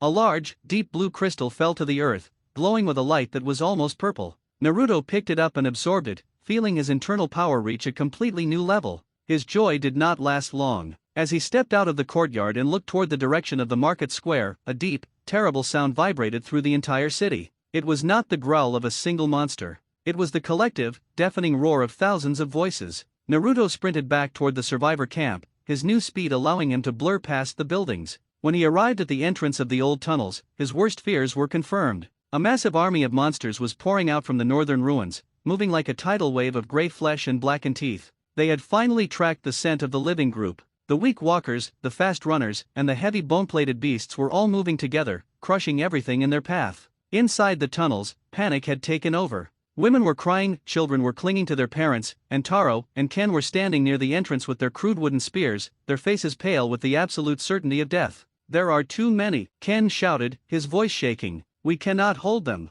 This is the end." Naruto stepped into the tunnel mouth, his dark armor catching the dim light of the oil lamps. He looked at Taro, then at the terrified people behind him. "Gather everyone," Naruto said, his voice completely calm, carrying a heavy weight of authority that surprised even Taro. "There is an old maintenance path that leads toward the southern riverbed. It is clear. I cleared it yesterday. But what about the entrance?" Taro asked, his eyes wide. "They will follow our scent. Someone has to hold them back." "I will," Naruto said simply. He did not wait for an answer. He turned and stepped out of the tunnel, standing alone in the middle of the wide concrete road as the massive wave of monsters rushed toward him. He did not feel fear. He did not look for someone to stand beside him. He trusted his armor, he trusted his speed, and he trusted the incredible strength he had built with his own 2 hands. As the first wave of monsters reached him, Naruto became a whirlwind of destruction. His knife flashed in the gray light, slicing through limbs and skulls with perfect precision. Every strike turned a monster to ash, creating a thick, black screen that confused the creatures behind them. When a beast managed to strike him, his dark armor protected his flesh, and any minor scratches healed before a single drop of blood could fall.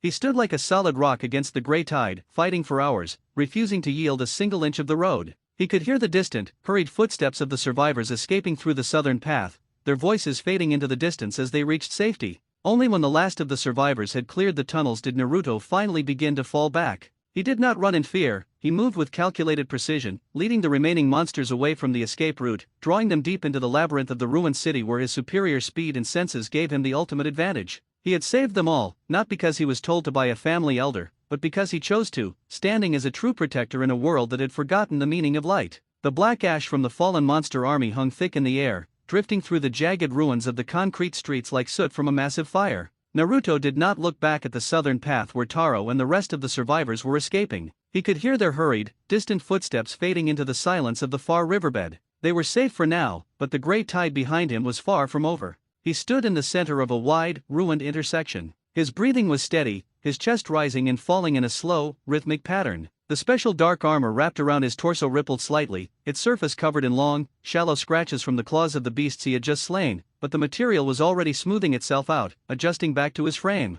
His body felt warm, the self-healing power humming beneath his skin like a quiet engine, mending the micro-tears in his muscles before they could turn into fatigue. As the remaining creatures of the first wave dissolved into gray dust, Naruto noticed something different resting in the center of the asphalt. It was not one of the pale blue crystals he had been gathering for weeks, nor was it the deep purple core of the bone-plated beast. It was a jagged, twisting crystal that flickered with a fierce, erratic white light. The air around the stone hissed and crackled, smelling sharply of a summer storm. Even from a few feet away, Naruto could feel the tiny hairs on his arms lifting, drawn toward the object by an invisible, pulling force. In his old world, the masters of his clan had spent decades trying to teach the young students how to connect with the raw forces of nature through rigid, complicated meditation. His brother had been praised for generating a faint breeze, his sister had been celebrated for a handful of sparks. They had told Naruto his pathways were too narrow, too stiff, too broken to ever hold such elements. Naruto walked forward, his boots crunching on the debris, and looked down at the flickering stone. He did not ask for permission. He did not look around for a teacher to tell him the correct way to hold his hands. He simply knelt down and pressed his palm directly against the jagged crystal. A sudden, deafening crack echoed through the ruined street. It did not feel like the gentle warmth of the previous stones. It felt as if a bolt of pure, blinding white lightning had struck him directly in the center of his chest. The energy did not trickle into his pathways, it violently tore through them, blasting open the narrow, stubborn channels that his father had called useless. The blockages did not just dissolve, they were completely incinerated. Naruto's eyes snapped wide, his vision turning into a field of brilliant, flashing silver. His muscles locked completely straight as the raw, untamed power of the lightning element flooded his entire nervous system. It was an agony that would have broken an ordinary person, but Naruto's flesh had been hardened by weeks of striking oak trees with bare knuckles and taking heavy blows from iron-skinned monsters. He clenched his teeth so hard they clicked, refusing to scream, forcing his mind to stay clear through the absolute chaos of the power. Then, the chaos stopped. The wild energy suddenly abated.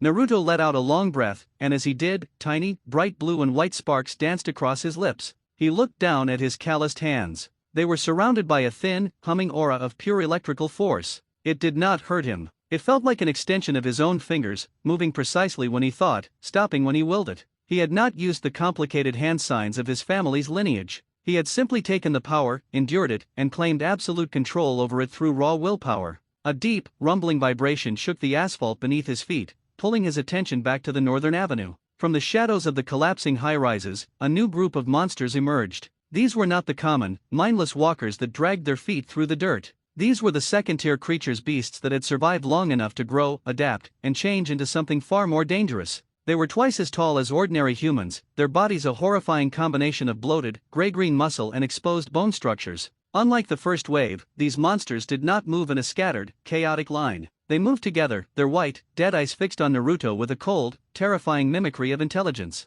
They held heavy pieces of shattered metal and concrete blocks in their massive hands, using them like crude clubs. Naruto stood his ground in the center of the crossroads. He closed his eyes for a split second, reaching deep inside his chest. He could feel the familiar, stubborn reservoir of his original ninja energy, his chakra, which had always felt sluggish and heavy. But now, it was no longer alone. The new lightning power was coiled around it like a silver serpent, charging the dull energy, making it vibrant, sharp, and incredibly volatile. He opened his eyes. They were no longer dull blue, they flashed with the sharp, bright light of a storm. "Let's see what a failure can do," Naruto whispered to the empty street. The second-tier monsters let out a collective, deep roar that shook the loose glass from the windows above, and they charged. They were incredibly fast, their massive legs tearing up the pavement as they sprinted toward him. Naruto did not step back. He took a single, deep breath, mixing his original energy with the erratic lightning power. With a sharp snap of his fingers, the humming aura around his body erupted. Crack! A web of brilliant white electrical arc shot out from his skin in every direction, striking the concrete road. The speed of his movement changed instantly. The lightning power was stimulating his muscles, forcing his nervous system to react at a speed that defied reality. To an outside observer, he simply vanished from the spot. The leading monster swung its massive concrete club down onto the empty space, shattering the road into a spray of gravel. Before the beast could even lift its weapon, Naruto appeared directly beside its head. His hand was shrouded in a spinning, roaring ball of pure lightning energy, compressed by his precise control. He drove his fist straight into the monster's temple. The compressed lightning exploded inward. The massive creature did not just fall, its entire head turned to instant white ash, the electrical current vaporizing the foul fluids before they could even spill. The huge body crumpled to the ground, dissolving into a massive mound of gray soot before it even hit the asphalt. The other second-tier monsters paused for a fraction of a second, shocked by the terrifying speed of the kill, but their mindless hunger quickly overcame their caution. 3 of them lunged at Naruto simultaneously from different angles, their heavy metal bars swinging in wide, lethal arcs designed to crush him into meat. Naruto didn't even try to dodge. He raised his left arm, channeling the lightning energy into a dense, vibrating wall of electrical current just an inch above his dark armor. The heavy metal bars struck the barrier with a loud, metallic clang. The sheer force of the impact shook the air, but the lightning shield held perfectly, the high-voltage currents instantly melting the iron bars into glowing, red-hot liquid that dripped onto the road. At the same time, the electrical backsurge traveled up the metal weapons and into the monster's arms, frying their gray muscles and blowing out their shoulders in a shower of black sparks. The creatures shrieked, a high, piercing sound of agony, but Naruto was already moving to finish the strike. He swept his leg low, his boot charged with electrical force, cutting through their legs like a hot wire through ice. The three monsters fell forward, and with three quick, precise thrusts of his knife now humming with a bright blue edge of current, he ended their existences, turning them into three neat piles of black dust. More shadows appeared from the alleyways. The second-tier monsters seemed endless, pouring out from the deeper zones of the city as if drawn by the immense energy Naruto was releasing. Naruto felt the heat of the battle rising, but his mind remained cold, calm, and utterly detached from the danger. He was no longer the boy who looked toward the glowing house, hoping someone would notice his effort. He was a hunter in a dead world, and he trusted only the power he had earned. He began to move through the horde of giant monsters like a literal bolt of lightning. He blurred from left to right, his movements leaving behind a trail of silver after images that confused the creature's dull senses. Every time his knife flashed, a monster fell. Every time his fist struck, the sound of thunder echoed through the concrete valley. He mixed his ninja agility, the low ducks, the wall runs, the spinning leaps with the explosive, raw power of the element. He ran up the side of a crumbling three-story building, inverted himself in the air, and dropped down into the center of a group of 5 monsters, releasing a massive ring of electrical force upon impact that cleared the entire street in a brilliant flash of light. The dark armor he wore protected him from the stray fragments of stone and metal that flew through the air. Whenever a claw managed to graze his cheek during a close exchange, the wound would flare with a tiny spark and close instantly, his fast healing ability working in perfect harmony with his combat rhythm. He felt no fatigue. The more he fought, the more the new lightning power integrated with his body, smoothing out his movements until he felt as light as a breeze and as unstoppable as a storm. 4 hours, the intersection remained a theater of thunder and ash. Naruto fought alone, a solitary figure in black scales and flashing silver light, standing against the worst horrors the ruined world could send down the avenue. He did not yield a single foot of ground. He became a wall of absolute destruction, preventing a single second-tier monster from reaching the path where the survivors had fled. Finally, as the pale sky began to darken into the deep indigo of the dead night, the roars began to fade. Naruto stood in the middle of a massive circle of black soot that covered the entire intersection. The last of the giant second-tier monsters had just dissolved into ash, its large, deep blue core bouncing softly on the cracked asphalt before coming to a stop near his boot. The silence returned to the city, heavy and absolute. Naruto let his hands drop to his sides. The silver light in his eyes slowly receded, returning them to their natural, quiet blue. The humming aura around his skin vanished, leaving only a few stray sparks that drifted off into the night air. His breathing was a bit heavy now, but his posture was perfectly straight, his shoulders square, and his head held high. He looked down at the street. Dozens of glowing crystals lay scattered across the soot, the remnants of the second-tier horde. He knelt down and began to pick them up one by one, touching them, feeling the steady, rich warmth of the power settling into his newly widened pathways. He was much stronger now. He could feel that his body had adapted to a level that was completely beyond the comprehension of his old family clan. He looked toward the south, where the survivors had gone. They were safe. He had held the line, not because a village law forced him to, and not because he wanted his father to smile at him, but because he had chosen to use his strength to protect those who were weak. He had become a true guardian in the dark. Naruto stood up, his dark armor shifting slightly as he adjusted his grip on his knife. He did not head toward the survivors' camp right away. He knew they needed time to settle into their new home, and he still had much to learn about his new abilities. He turned his face toward the deep, northern ruins where the taller towers stood in the dark, his eyes reflecting the distant, cold starlight. He was entirely alone, and he was completely free, ready to carve the next chapter of his own path through the stone of this forgotten world. The ancient, ruined gate inside the dark cavern began to twist and ripple once more. The pale blue and silver energy that Naruto had accumulated from hundreds of monsters surged from his hands, pouring directly into the cracked stone pillars. The strange, jagged symbols carved into the dark material flared with a brilliant, blinding light that cut through the darkness of the underground chamber. The swirling vortex in the center of the archway opened wide, creating a soft, humming pull that wrapped around his body. Naruto did not hesitate. He looked back one last time at the gray, silent city that had been his home, his training ground, and his sanctuary. He had arrived here as a discarded, forgotten boy looking for a sliver of warmth from a family that saw him as glass. He was leaving it as something entirely different, a silent hunter with skin as hard as stone, muscles like coiled springs, and absolute, terrifying control over the lightning that hummed beneath his flesh. He stepped forward into the swirling void. The cold sensation of falling through an endless, gravity-free space took hold of him for a few brief moments. The sights and smells of the ruined world, the soot, the metallic air, the distant, wet growls of the second-tier creatures vanished into a wall of pure, silent white. Then, his boots struck solid, damp earth. The sharp, overwhelming scent of pine, wet moss, and fresh rain rushed into his senses. Naruto opened his eyes, blinking against the natural, golden light of the afternoon sun filtering down through a thick canopy of green leaves. He looked around. He was back inside the hidden cave near the rocky ridge of his original world.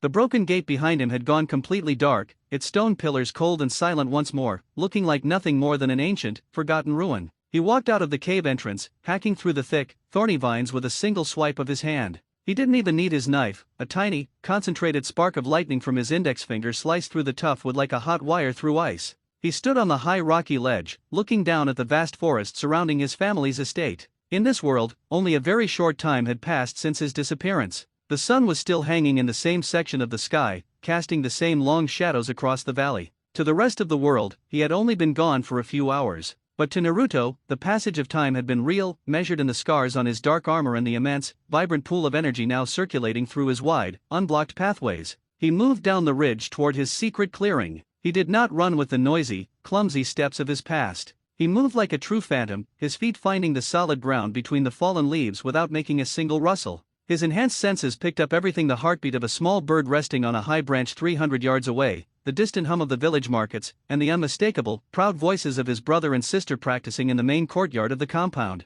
Naruto sat down on his mossy log, his back perfectly straight, his eyes fixed on his hands. He was back, but he had no intention of returning to the family table. He had no intention of wearing the clan colors or begging for a seat where he wasn't wanted. He had found his own path, and this world was now nothing more than a place to rest, gather what he needed, and train even harder before returning to the dead world that truly required his strength. For the next several weeks, Naruto dedicated every waking moment to pushing his new body to its absolute limits. He stayed entirely in the deep forest, refusing to enter the main house. When he needed food, he did not wait for a plate to be set. He hunted wild boar, caught fish from the rushing river, and gathered wild roots, cooking his meals over a small, silent fire that produced no smoke. His training routine became a spectacle of hidden power. He stood in the center of his clearing, combining his original ninja energy with the volatile lightning element he had claimed from the strange crystal. In the past, trying to force his chakra to obey had felt like pushing a heavy boulder up a muddy hill. Now, with his pathways blasted open and widened by the raw power of the dead world, his energy flowed like a roaring river during a spring melt. He practiced his speed. He did not just run, he channeled the electrical current through his nervous system, stimulating his muscles until his physical form blurred completely out of existence. He would vanish from the mossy log and appear instantly on the highest branch of a massive oak tree 50 yards away, leaving behind nothing but a tiny, crackling sound of thunder and a faint smell of ozone. He did not use hand signs. He did not repeat ancient incantations. He willed the power to move, and the power obeyed instantly, completely submissive to his unyielding willpower. He also worked on his endurance. He would find the heaviest boulders near the riverbed, stones that would require 3 grown men to lift with ropes and hoist them over his head using only his raw muscle strength, holding them steady for hours while the sweat poured down his face. When his muscles began to burn and tear under the immense weight, his fast healing power would ignite, mending the tissue in real time, making him harder, denser, and more powerful with every single second that passed. One afternoon, while he was in the middle of a rigorous physical routine, he heard footsteps approaching his clearing. They were not the quiet, careful steps of a hunter. They were loud, arrogant, and filled with a familiar, heavy confidence. Naruto stopped his exercise, letting a massive log drop silently to the dirt. He turned his head slowly as the bushes parted. His brother and sister stepped into the clearing, followed by 2 of the high-ranking clan elders. They were wearing their pristine white and dark blue training robes, their hair immaculate, their faces filled with the severe, judging expressions that Naruto knew all too well. They had been tracking his movements, curious as to why the failure of the family had stopped showing up to the estate entirely. "So this is where you've been hiding," his brother said, his voice full of a lazy, amused contempt. He looked at Naruto's worn, dust-stained clothes and his rough, calloused hands. "Father was wondering if you had finally run away because you couldn't handle the pressure of watching our lessons. What are you even doing out here? Playing with sticks?" The sister giggled softly behind her hand, her eyes sweeping over Naruto with a distant, cold amusement. "He's probably trying to learn how to light a campfire without matches since he can't even manage a basic finger spark." The 2 elders nodded in grave agreement, their arms crossed over their chests. "Naruto," one of them said, his voice heavy with disappointment, "your absence from the family estate is a disgrace to your lineage. You are a child of the main branch. Even if you possess no talent for the martial arts, you should be in the library studying the histories, not living like a wild animal in the mud. Return to your room at once." Naruto looked at them. He looked at his brother's proud stance, his sister's mocking smile, and the elder's cold, empty eyes. In the past, these words would have felt like hot knives twisting in his stomach. He would have shouted, he would have stamped his feet, or he would have forced that big, fake, desperate smile onto his face to hide his agony. But now, he felt absolutely nothing. They were so small. Their world of clan politics, small village rivalries, and minor elemental sparks felt incredibly insignificant compared to the vast, dead world he had seen, a world where giant monsters crushed entire cities and humans fought simply to breathe another day. Naruto did not shout. He did not smile. He simply turned his back on them, picked up his crude wooden water flask, and took a slow, calm drink. "Did you hear me, failure?" his brother snapped, his face flushing red with anger at being ignored. He took a long step forward, his hand rising as he channeled a sharp gust of wind energy around his palm. "When the main branch speaks to you, you drop to your knees and listen. Let me remind you of your place." The brother lunged forward, swinging his wind-infused hand toward Naruto's shoulder, intending to knock him into the dirt to teach him a lesson in humility. Naruto did not turn around. He did not even drop his water flask. At the exact microsecond before his brother's hand could make contact with his back, Naruto released a fraction of a percent of his lightning aura. A single, invisible arc of pure white electrical current snapped out from his spine. Snap! The sound was like a tiny whip cracking in the air. The brother's wind energy was instantly obliterated, scattered into nothingness by the immense density of the lightning. The physical impact of the current struck the brother squarely in the chest, sending a massive jolt through his nervous system. The proud boy let out a sharp, strangled gasp, his eyes rolling back slightly as his muscles locked up completely. He was thrown backward across the clearing, crashing heavily into the bushes, his pristine white robe covered in dirt and small scorch marks. He lay there, his limbs twitching weakly, completely unable to stand. The sister's mocking smile vanished instantly, her face turning pale as a sheet. The two elders froze, their eyes widening in absolute, paralyzing shock. They hadn't even seen Naruto move. They hadn't felt the grand accumulation of energy that normally preceded a powerful technique. There had been no hand signs, no shouting, no effort. Just a single, casual spark that had completely neutralized the clan's prized prodigy. What did you do?" the sister whispered, her voice trembling as she backed away toward the elders. "What kind of cheap trick was that?" Naruto turned around slowly. His face was a mask of cold, unyielding calm. His eyes, naturally blue, flared for a brief second with a deep, brilliant silver light that seemed to pierce right through their souls. The sheer pressure of his presence, the raw aura of a hunter who had slaughtered thousands of second-tier monsters, flooded the small clearing, making the air feel thick, heavy, and incredibly hard to breathe. The two elders instinctively took a step back, their hands dropping to their weapon pouches, their hearts pounding with a sudden, primitive fear that they could not understand. This was not a child. This was not a failure. This was a dangerous, apex predator standing before them. "Leave," Naruto said simply. His voice was quiet, but it carried a heavy, resonant depth that echoed off the trees like a distant roll of thunder. "I am busy." The elders looked at the twitching form of the brother, then at Naruto's calm, terrifying expression. They realized, with absolute certainty, that if they tried to fight him here, they would not win. Without another word, they grabbed the brother by his arms and hurried out of the clearing, the sister running close behind them, her breath coming in short, panicked gasps. Naruto watched them disappear through the trees. He let out a soft, dry sigh, the silver light in his eyes fading back to blue. He did not feel proud of defeating his brother. It wasn't a victory, it was an annoyance. He had no time for their small games. He had a much bigger mission to prepare for. The next stage of his plan required supplies. Naruto knew that the survivors in the dead world were starving, living on small tins of dry grains and dirty water hidden in the deep tunnels. If he wanted to build a safe place for them, if he wanted to truly reclaim that world, he needed to bring the abundance of this green earth with him. He moved into the village down the hill during the middle of the night, completely invisible to the night watches. He used the small wealth he had accumulated over the years from doing minor odd jobs for Tuki, as well as several valuable stones he had gathered from the riverbed. He did not steal. He went to the old merchants who managed the large grain warehouses at the edge of the town, buying massive sacks of dried rice, wheat seeds, vegetable seeds, and preserved meats. He also purchased thick, durable iron tools, shovels, axes, hammers, and long lengths of heavy rope. The survivors needed to rebuild, not just hide. He spent nights binding these supplies together into massive, heavy bundles using the strong vines of the forest, creating crates that would require a team of horses to pull. To an ordinary ninja, transporting such an immense amount of physical cargo through a small portal would be impossible. But Naruto had a different strategy. He had spent days studying the storage scrolls he had found in the servant's library. He practiced mixing his new, high-density lightning chakra into the ink lines of the ceiling formulas, creating custom storage sheets that could hold 10 times the amount of weight a normal scroll could support. He sealed the sacks of food, the crates of seeds, and the heavy metal tools into 3 large, dark scrolls, which he strapped securely to the back of his special dark armor. He was fully loaded, prepared to bring life back to the graveyard. Before he left, he made one final stop. He slipped into the back entrance of the compound's kitchen, where the oil lamps were burning low. Tookie was sitting at the counter, a tired smile on his face as he cleaned the large broth pots. Naruto stepped out of the shadows, his presence so quiet that the old cook didn't even notice until Naruto spoke. "Tuka-san," Naruto said softly. The old man jumped slightly, then looked up, his eyes widening as he took in Naruto's appearance. The boy was no longer wearing the oversized rags of the clan. He wore the sleek, black-scaled armor that fitted his muscular frame perfectly. His posture was proud, his eyes clear and full of an unshakable confidence. He looked like a master warrior who had walked through 100 fires. "Naruto," Tookie whispered, his voice full of wonder. "You look so different. Where have you been?" "The elders have been talking about a strange incident in the forest.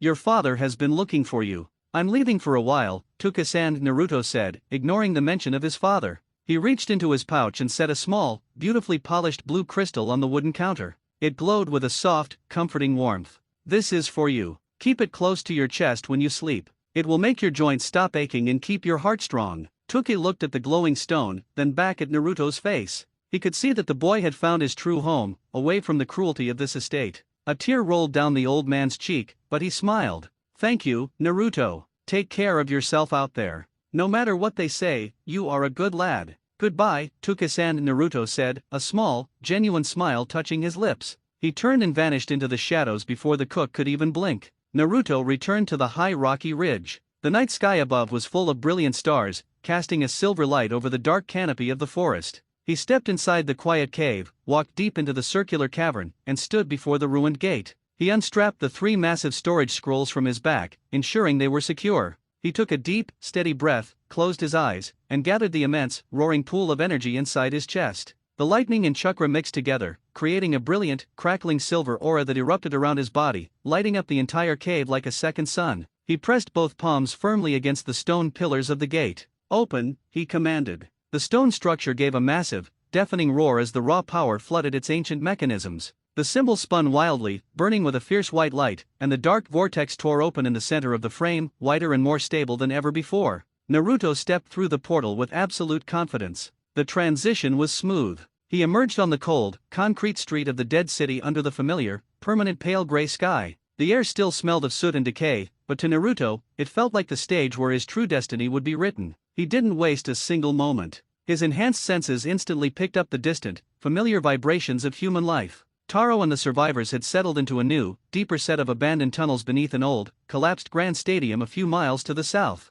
Naruto moved through the ruins like a streak of silver light, his boots barely touching the ground as his lightning-stimulated muscles carried him across the shattered city in minutes. He reached the entrance of the stadium tunnels, where Ken was standing guard with a new, sharper metal spear. Ken looked up, his eyes going wide with pure joy as he recognized the black-scaled armor and the bright, confident blue eyes. "Naruto, you're back. We thought you had gone forever." "I told you I would return," Naruto said simply, walking into the main underground chamber where Taro and the rest of the survivors were gathered. The people looked thin, their faces pale from the lack of fresh food and the constant fear of the monsters. Naruto stood in the center of the large room, took the 3 dark scrolls from his back, and unrolled them on the concrete floor. With a quick flick of his wrist, he channeled a small spark of energy into the ceiling formulas. Asterisk poof. Poof. Poof. Asterisk. 3 massive clouds of white smoke filled the room, and when they cleared, the survivors let out a collective, deafening gasp of absolute disbelief. Piled high on the floor were dozens of massive sacks filled with pristine white rice, dried meats, and crates of fresh vegetables. Beside them lay the heavy iron shovels, axes, and bags of fertile seeds.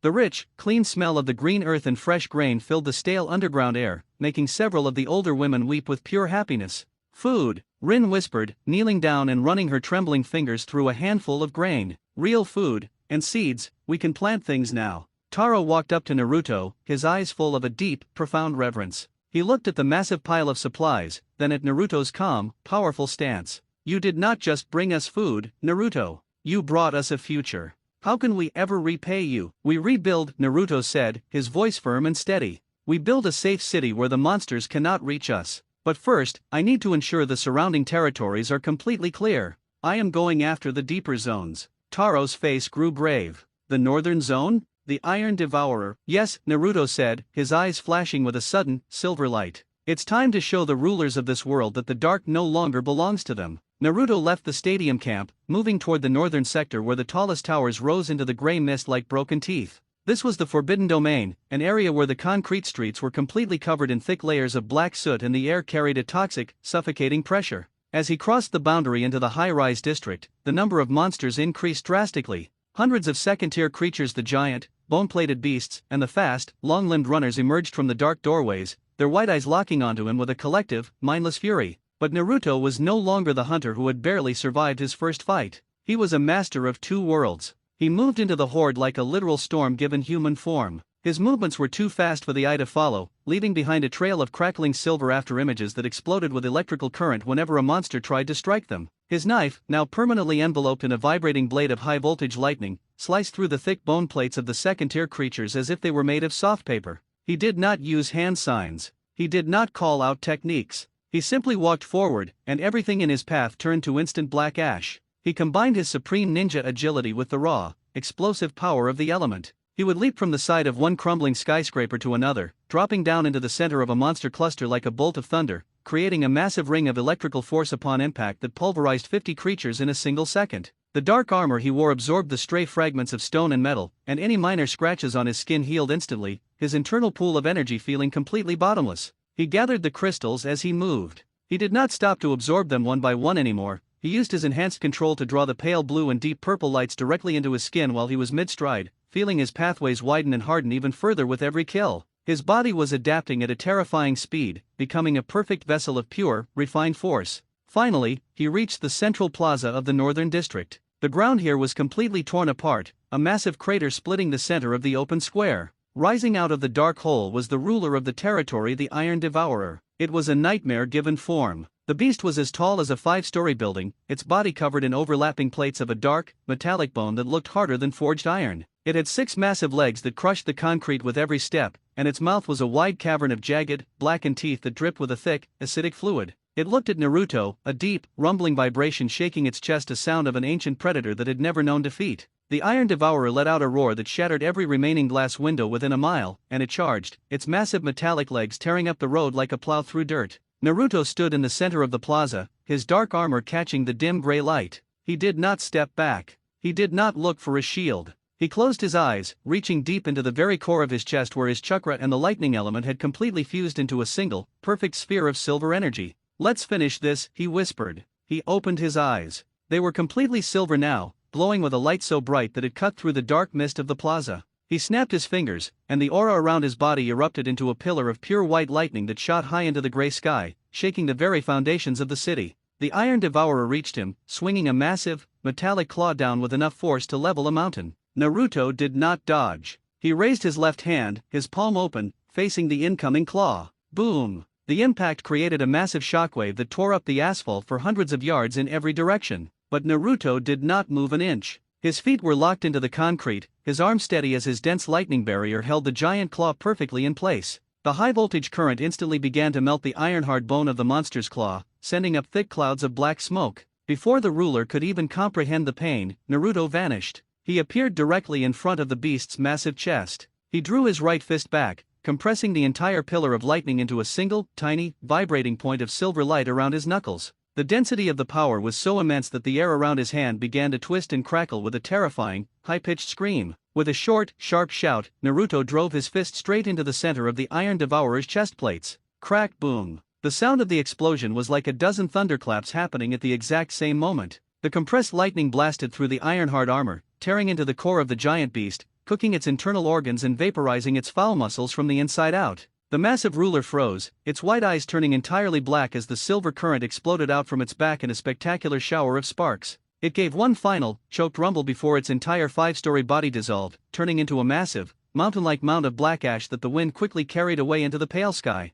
Resting in the center of the ash was a crystal twice the size of Naruto's fist. It did not glow blue or purple. It burned with a deep, fierce, and unyielding dark red light, the core energy of a true world ruler. Naruto walked forward and picked up the red stone. The moment his calloused fingers touched the smooth surface, the liquid power did not just warm his body, it flooded his system like a tidal wave of pure, absolute strength. His muscles hardened to an impossible density, his senses expanded until he could feel the vibrations of the entire city, and his internal pathways became as wide and solid as grand stone highways. He had reached a completely new level of power, a level that no master in his old world could ever dream of attaining. He stood in the empty plaza, his dark armor shifting smoothly as he looked down at his hands. He had cleared the north. He had brought food to the hungry, tools to the weak, and he had slain the first of the great terrors through his own unyielding labor. He was no longer the extra child of a noble house, he was the creator of a new world, ready to hunt the remaining rulers and build a paradise out of the ash, standing completely alone, completely free, and entirely unstoppable.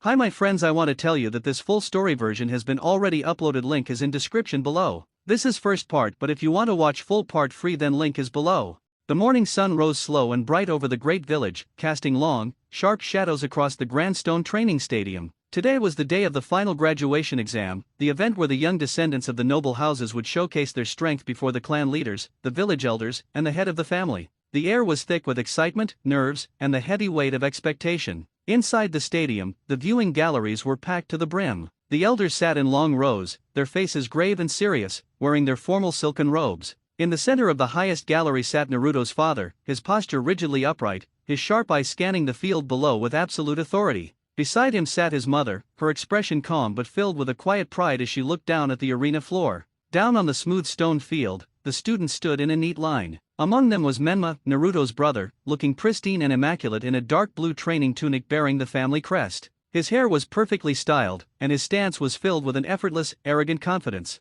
He was the golden child, the prodigy who had been given the finest mentors, the highest grade medicinal herbs, and the constant warmth of his parents' praise. Every person in the stadium expected him to take the top rank today without a single challenge. At the very end of the line stood Naruto. He did not wear the family colors. He wore his custom, black-scaled armor, which wrapped tightly and smoothly around his lean, hardened frame. His hands were loose at his sides, his calloused fingers resting naturally against his thighs. His face was a mask of utter, unyielding calm. He didn't look up at his father. He didn't look toward his mother. He stood there like a phantom, present in body but entirely detached from the small emotions of the crowd. To the village, he was still the failure, the extra child who had spent his days playing in the mud while his brother manipulated the natural elements. They did not know about the ancient broken gate hidden inside the dark cave. They did not know about the dead world covered in concrete ruins, or the thousands of second-tier monsters he had turned to black ash with his own hands. They did not know about the deep red crystal of the Iron Devourer currently resting within his core, which had widened his internal pathways until they were as solid as stone highways.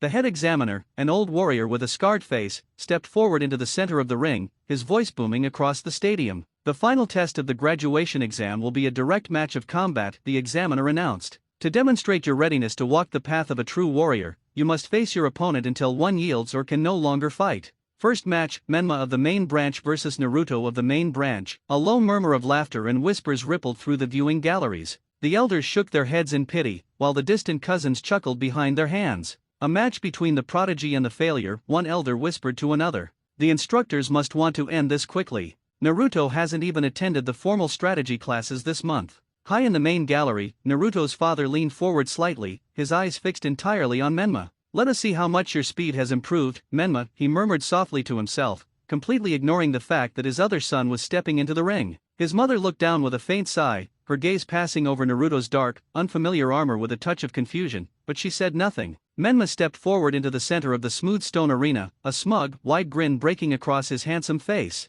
He stretched his arms, his muscles flexing beneath his silk tunic. I didn't think I'd have to waste my energy on you today, Naruto, Menma said, his voice loud enough for the lower galleries to hear. I hope you've learned how to fall down properly, because I'm not going to hold back just because mother is watching. Yield now, and you can save yourself the embarrassment. Naruto walked forward, his boots making absolutely no sound on the hard stone floor. He stopped 10 paces away from his brother. He did not return the grin. He did not stamp his feet or shout in anger. He simply looked at Menma with his quiet, deep blue-eyes that had stared down 5-story monsters without a single blink. Begin, the examiner shouted, stepping back from the circle. Instantly, Menma's aura exploded. He did not use hand signs, his natural talent allowed him to manipulate his internal energy with fluid ease. With a sharp twist of his torso, a massive vortex of wind energy erupted around his body, tearing up dust and small pebbles from the cracks in the stone. The wind howled through the stadium, a loud, roaring sound that made the spectators cheer in delight. Take this, Menma shouted.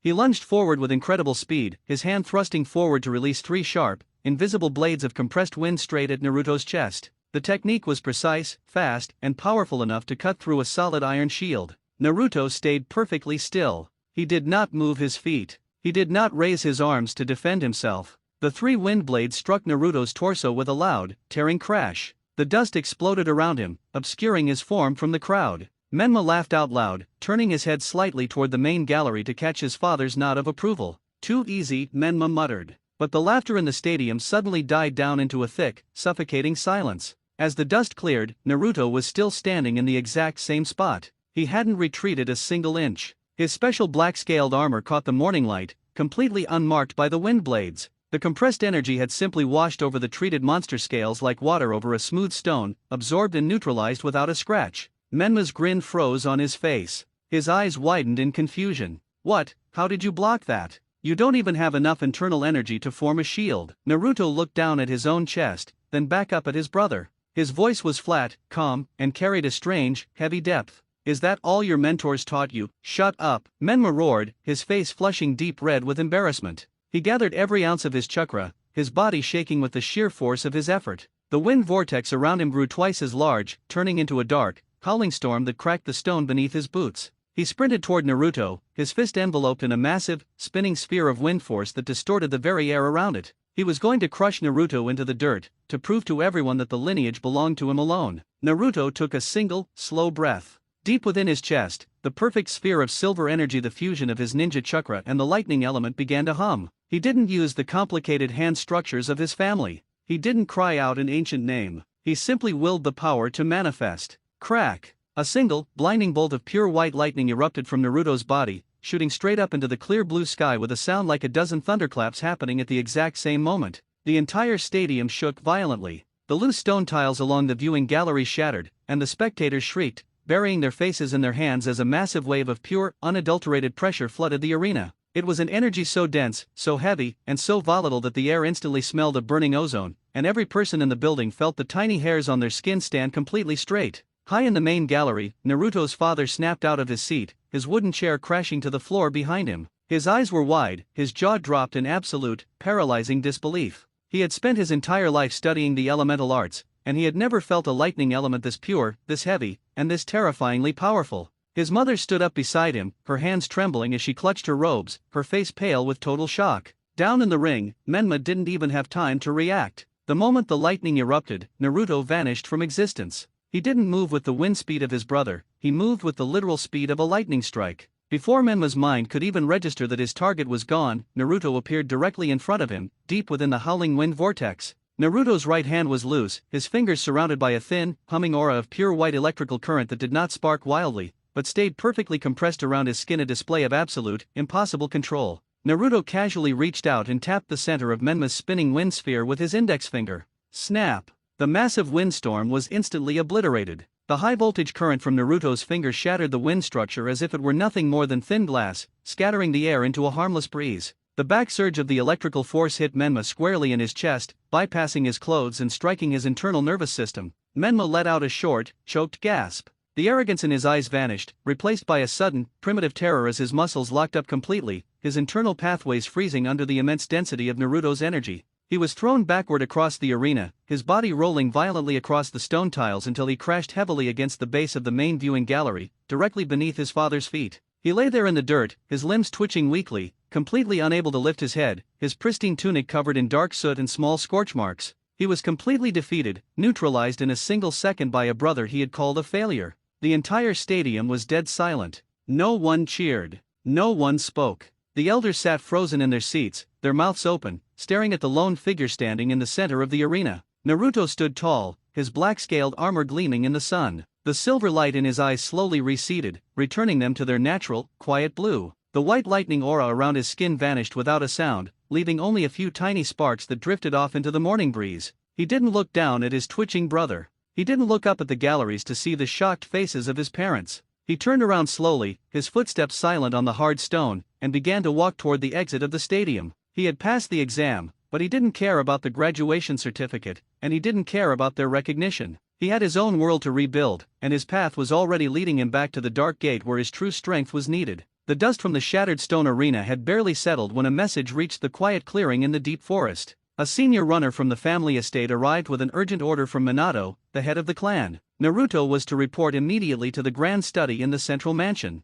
The message was delivered with a strange, nervous look, the runner keeping his eyes fixed firmly on the ground, terrified of the silent youth who had dismantled the family's prized prodigy with a single snap of his fingers. Naruto walked into the main mansion. The massive wooden sliding doors closed behind him, shutting out the murmurs of the servants who gathered in the hallways to catch a glimpse of him. He stepped into the grand study, a wide room lined with hundreds of ancient scrolls, heavy ink stones, and the pristine banners of the family lineage. Minato sat behind a large, dark oak desk. His expression was serious, his sharp blue eyes fixed entirely on Naruto as the boy entered. Standing near the wide windows was Naruto's mother, her hands tightly clasped together, her face pale and filled with a mixture of confusion and a sudden, sharp curiosity. "Sit, Naruto," Minato said, his voice deep, carrying the heavy weight of an elite leader who was accustomed to immediate obedience. Naruto did not sit. He stood in the center of the room, his black-scaled armor catching the dim candlelight. His hands remained loose at his sides, his face an absolute mask of unyielding calm. He looked at his father, but his eyes were empty of the desperation, the hunger for approval, or the deep anger that had defined his childhood.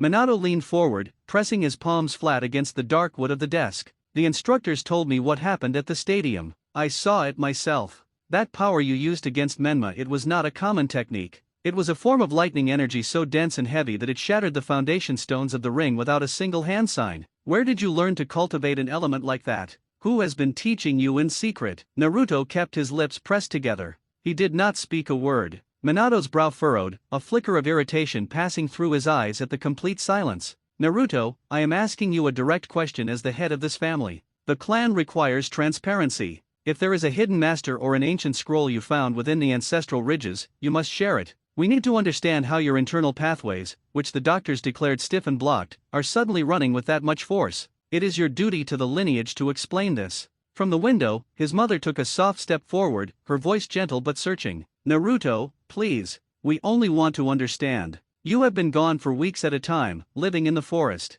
If you are hurting, or if you found a dangerous way to force your energy open, you must tell us. We can help you refine it." Naruto looked at them both. He saw the calculation in Minato's eyes, the desire to claim this new, terrifying power for the benefit of the family's status in the village. He saw the sudden, belated concern in his mother's face, a warmth that had never been there when he was the clumsy child tripping over hand-me-down clothes while his siblings ate the finest meats at the table. They were his parents, but they felt like total strangers from a completely different life. Their world of village rankings, noble lineages, and clan secrets felt incredibly small and trivial. They were worrying about standard techniques and family duties, while a few miles away, hidden inside a dark cavern, lay a gateway to a massive graveyard of a world where thousands of human lives depended entirely on his ability to hunt monsters. Naruto did not shout. He did not demand an apology for the years of neglect. He did not explain the broken stone pillars, the gray concrete ruins, or the deep red crystal of the iron devourer humming inside his chest. He simply turned his back on the head of the clan. "Naruto, stand still," Minato barked, his voice slamming through the room like a physical blow as he stood up from his chair. "I am not finished speaking to you. You will answer me." Naruto did not stop. He walked smoothly toward the large sliding doors, his boots moving across the polished wooden floor without making a single sound. He pushed the heavy doors open, stepped out into the long corridor, and walked away, completely ignoring the shouting of his father and the worried cries of his mother. He was finished with their questions. He was finished with their world. He sprinted through the deep forest, a blur of silent black motion beneath the canopy of trees. He did not return to his clearing. He went straight to the rocky ridge, slipping inside the dark, narrow mouth of the hidden cave. The ancient, broken gate stood silent in the deep circular cavern. Naruto didn't waste a single second. He stepped up to the stone pillars, closed his eyes, and reached deep into his core. The immense, roaring pool of energy, the perfect fusion of his ninja chakra and the lightning element, flared into life. A brilliant, blinding white aura erupted around his frame, lighting up the damp stone walls with the fierce glare of a summer storm. He pressed his calloused palms directly against the rough stone. "Open," he whispered. The symbols carved into the pillars burned with a sudden, high-pitched hum. The space between the archway twisted and rippled, tearing open into a massive, swirling dark vortex that pulled at his hair and armor. Naruto stepped forward, plunging into the silent white void, leaving the world of his family behind him without a single regret. The transition was instantaneous. His boots struck the cracked asphalt of a wide, ruined avenue. The fresh scent of pine and moss vanished, replaced immediately by the familiar, heavy smell of soot, old rust, and the sour, metallic stench of decay. The permanent, pale gray sky hung low over the crumbling high-rises, casting long, colorless shadows across the dead city. Naruto didn't even have to look around to know that something was wrong. His enhanced senses, sharper than ever after his deep training, picked up a massive, chaotic vibration traveling through the earth from the eastern sector. It was the heavy, rhythmic thumping of thousands of feet. He closed his eyes, extending his internal awareness across the ruined grid of the city. A mile away, near the entrance of a massive, collapsed underground transit station, a huge horde of second-tier monsters was pouring out into the daylight. These were not the common, slow-moving walkers. These were the giant, bloated creatures with exposed bone plates and massive, muscle-bound arms, the fierce guardians of the deeper city sectors. And they were marching directly toward the stadium ruins where Taro and the survivors had established their new camp. Naruto opened his eyes, and they flashed with a sudden, brilliant silver light. "Not on my watch," he muttered. He stepped forward, and with a sharp, echoing crack, his body vanished from the street. The lightning power flowing through his nervous system stimulated his muscles to an impossible degree, turning his physical form into a literal streak of silver light that blurred past the shattered storefronts and abandoned vehicles at a speed that defied reality. He intercepted the monster horde in the middle of a wide, enclosed plaza surrounded by 4 collapsing skyscrapers. The second-tier creatures were moving in a dense, terrifying wall of gray flesh and blackened teeth. They held massive iron bars and chunks of shattered concrete in their claws, their white, dead eyes fixed on the path ahead. When Naruto appeared in the center of the plaza, blocking their advance, the entire horde came to a sudden halt, a deep, rumbling roar rising from their chests that shook the loose glass from the windows above. The leading monster, a giant beast twice the size of the others, its torso covered in a thick shield of dark, metallic bone plates, lunged forward, swinging a massive concrete club down with enough force to pulverize an ordinary human into paste.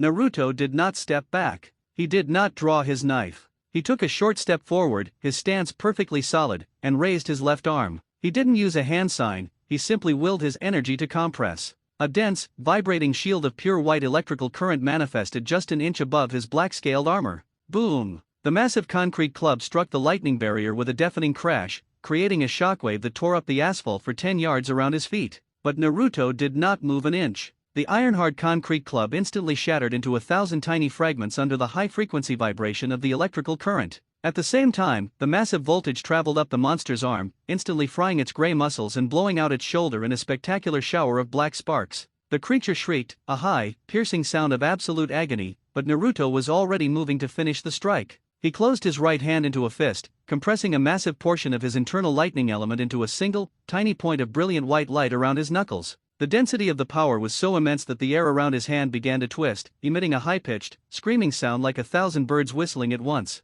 He drove his fist straight into the center of the giant monster's bone shield. Crack, boom. The explosion was like a thunderclap happening directly inside the plaza. The compressed lightning blasted through the metallic bone plates, tearing into the core of the beast, vaporizing its foul muscles and internal organs from the inside out. The massive creature froze, its white eyes turning completely black, before its entire body dissolved into a massive mound of gray soot that scattered into the wind. Resting in the center of the ash was a large, deep blue crystal that flickered with a fierce, internal white spark, a rare stone that held both raw physical force and a trace of the lightning element. Naruto didn't even wait for the stone to hit the ground. He caught it midair with his left hand, and the moment his fingers tightened around the smooth surface, he did not stop to meditate. He used his supreme control to draw the liquid power directly through his palm and into his skin. A sudden, sharp heat flooded his pathways. It did not hurt him. His body, hardened by weeks of relentless training and the absorption of the red crystal, welcomed the new energy. His internal channels widened even further, becoming as solid as grand stone highways, and the lightning element inside his core grew denser, sharper, and completely bottomless.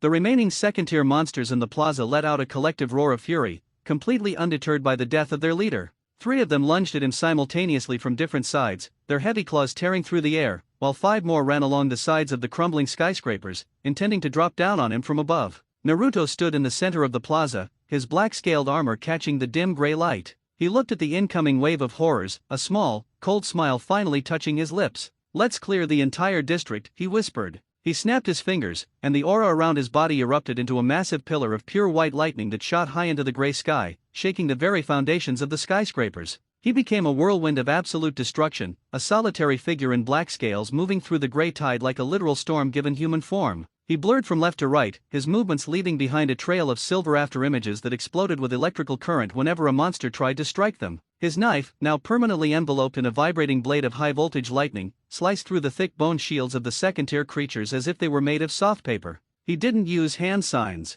He didn't call out the names of techniques. He simply walked forward through the horde, and everything that touched his path turned to instant black ash. He combined his supreme ninja agility, the low ducks, the wall runs, the spinning leaps with the explosive, raw power of the element. He ran up the vertical wall of a collapsing tower, inverted himself in the air, and dropped down into the center of a dense cluster of 30 monsters, releasing a massive, expanding ring of electrical force upon impact that pulverized every single creature in a 50-yard radius. The dark armor he wore protected him perfectly from the stray fragments of stone and iron flying through the air. Whenever a claw managed to graze his cheek during a close exchange, the small cut would flare with a tiny spark and close instantly, his fast healing power working in perfect, seamless harmony with his combat rhythm. He felt no fatigue, no strain, and no hesitation. The more he fought, the more the new energy from the crystals integrated with his body, making him harder, faster, and more unstoppable with every single second that passed. 4 hours, the plaza remained a theater of thunder, silver light, and falling ash. Naruto fought entirely alone, a guardian in the dark, refusing to yield a single foot of the road that led toward the survivors' camp.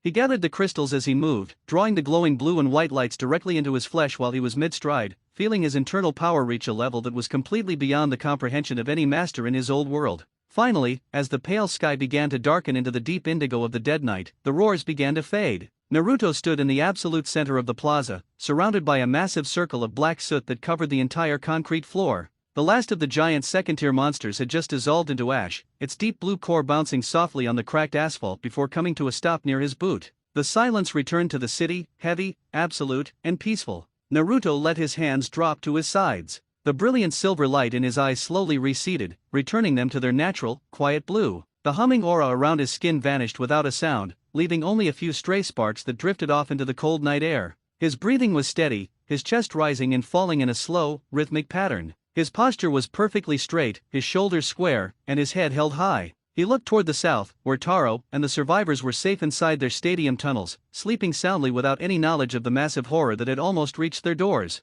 He had held the line. He had protected them, not because a village law forced him to, and not because he wanted his family to praise his name, but because he had chosen to use his strength to stand as a shield for those who had nothing. Naruto turned his face toward the deeper, northern zones where the taller towers stood dark against the cold starlight. He was entirely alone, he was completely free, and he was completely unstoppable, ready to carve the next chapter of his own path through the stone of this forgotten world. The ancient stone gate inside the deep cavern rippled with silver and white light as Naruto pressed his hands against the pillars one last time. He had gathered many more blue and white crystals from the plaza ruins, and his internal pathways felt wider and more solid than ever before. The deep red light of the Iron Devourer's core hummed quietly beneath his black-scaled armor, a constant source of immense, dense power. He stepped through the swirling dark vortex, leaving the silent, gray city behind. The cold feeling of falling lasted only a brief moment before his boots struck the damp earth of the forest cave in his original world. The gate behind him went dark and cold. Naruto walked out into the bright afternoon sun, his movements completely silent as he headed down the rocky ridge toward the great village of Konoha. He had no desire to return to the family estate, but a formal summons had been sent to his secret clearing. The graduation exam was over, and the village leadership was organizing the new squads of young warriors.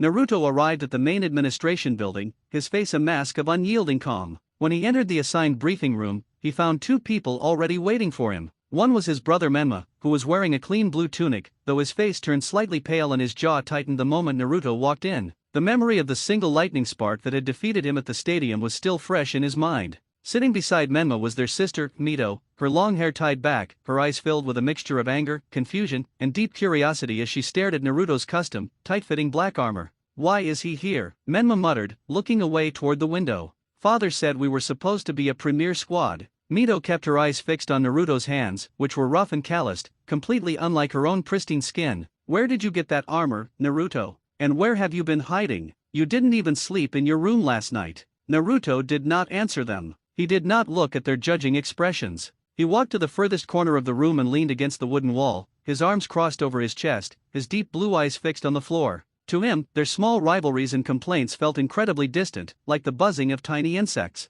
He was thinking about the survivors in the stadium tunnels and the vast, dead world he had committed himself to clearing. The door slid open, and a tall man with spiky silver hair and a dark mask covering the lower half of his face stepped into the room. His protective forehead guard was tilted sideways, covering his left eye. He held a small, green book in his hand, his expression lazy and relaxed. This was Kakashi, the elite warrior assigned to lead their squad. Kakashi looked at the three siblings, his single visible eye lingering on Naruto's black-scaled armor for a fraction of a second before he spoke. "Well, you three seem like an interesting bunch. Meet me at the third training ground tomorrow morning at dawn. And a word of advice: don't eat breakfast, or you'll regret it." Without waiting for a reply, Kakashi vanished in a brief blur of speed. Menma stood up, snorting loudly. "A test? I'll show him exactly what the main branch can do. Don't trip over your own feet tomorrow, failure, he snapped at Naruto before walking out the door with Mito following close behind. Naruto remained in the corner for a long moment, his face completely expressionless, before slipping out through the open window into the shadows of the forest. The next morning, the sun was just beginning to break over the horizon, casting a pale orange light across the wide, grassy field of the third training ground. 3 wooden posts stood near the edge of the riverbed, their shadows stretching long against the dirt. Menma and Mito arrived early, their faces tense and impatient. Naruto appeared a few minutes later, stepping out from the tree-line without making a single sound. He had spent the night meditating by the river, refining the dense lightning and fire energy currently resting within his core. He felt completely rested, his fast healing power keeping his muscles in perfect, peak condition. Kakashi did not arrive until the sun was high in the sky. He walked out from the bushes, waving his hand lazily. "Good morning, everyone. Sorry I'm late. A black cat crossed my path, so I had to take the long way." "You're late," Menma and Mito shouted together, their faces red with irritation. Kakashi chuckled, ignoring their anger. He reached into his pouch and pulled out 2 small, silver bells, holding them up by their thin cords. They let out a soft, metallic chiming sound in the morning breeze. "Here is the rule for today," Kakashi said, his voice turning slightly more serious.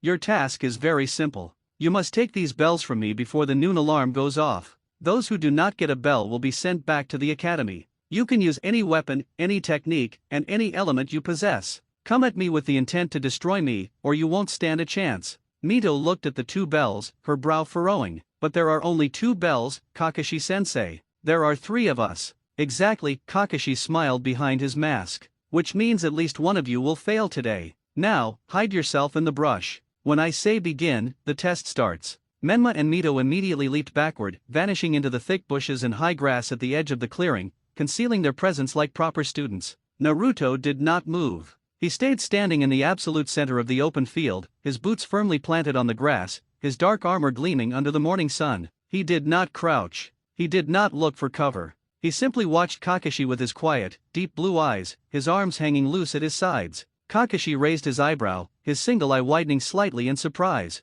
He closed his green book and slid it into his pouch. "Aren't you going to hide, Naruto? An open field is a dangerous place to stand against an elite warrior." "I don't need to hide," Naruto said simply. His voice was calm, carrying that same strange, heavy depth that had shocked the elders at the stadium. Kakashi's expression grew a bit sharper.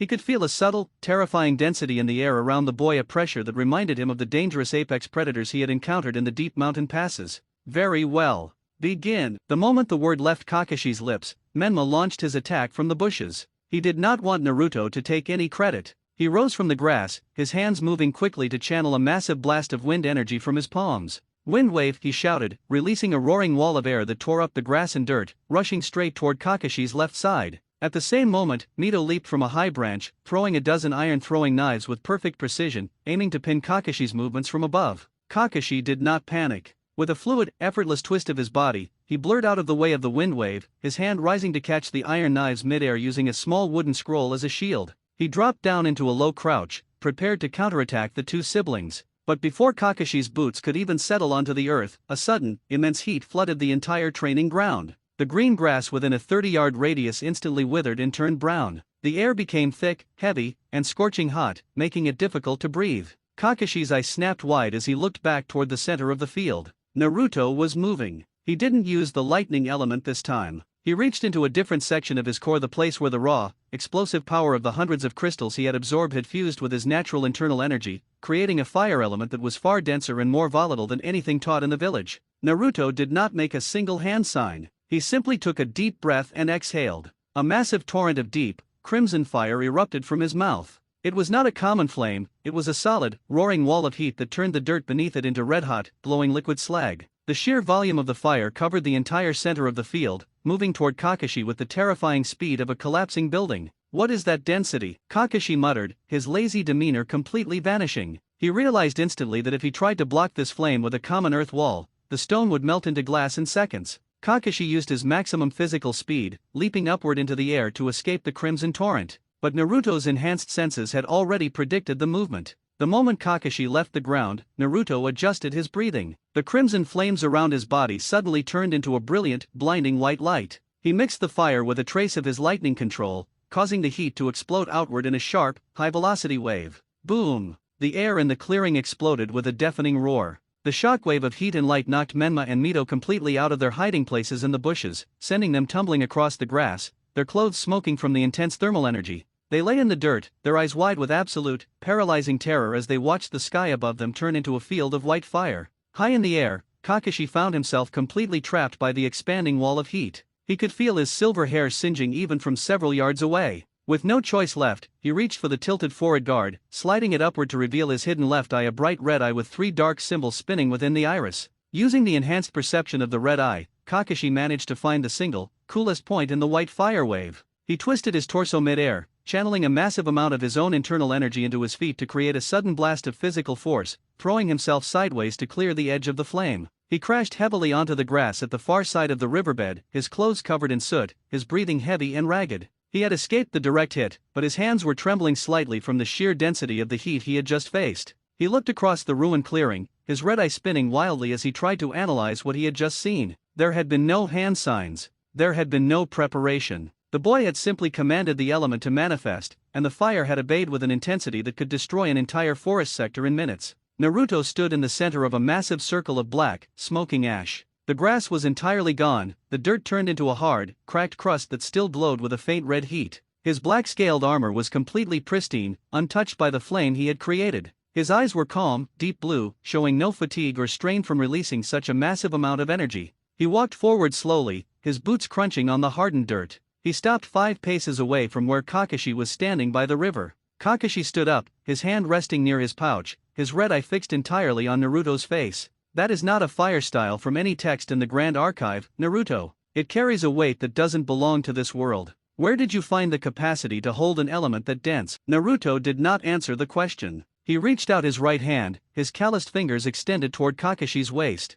Kakashi instinctively tried to step back, but Naruto's speed was too great. A tiny, faint spark of white lightning flashed across Naruto's boots, and he vanished from sight, appearing directly beside Kakashi's flank in a fraction of a millisecond. Before the elite warrior could even raise his arm to defend himself, Naruto's fingers closed around the thin cords of the silver bells. With a soft, metallic clink, Naruto plucked both bells from Kakashi's belt. He stepped back 3 paces, holding the 2 silver bells in his palm. He looked at them for a brief second, then turned his head to look at Menma and Mito, who were currently sitting in the dirt at the edge of the clearing, their faces pale, their limbs shaking with a primitive fear they could not control. They looked like the weak survivors Naruto had found hiding in the deep tunnels of the dead world. Naruto casually tossed the 2 silver bells onto the cracked, hot earth between his brother and sister. "Take them," Naruto said, his voice quiet, but carrying a heavy, resonant depth that echoed across the ruined training ground like a distant roll of thunder. "I don't need a bell to know my strength." He did not wait for the noon alarm. He did not look back at Kakashi's shocked, spinning red eye, and he did not look at the terrified faces of his siblings.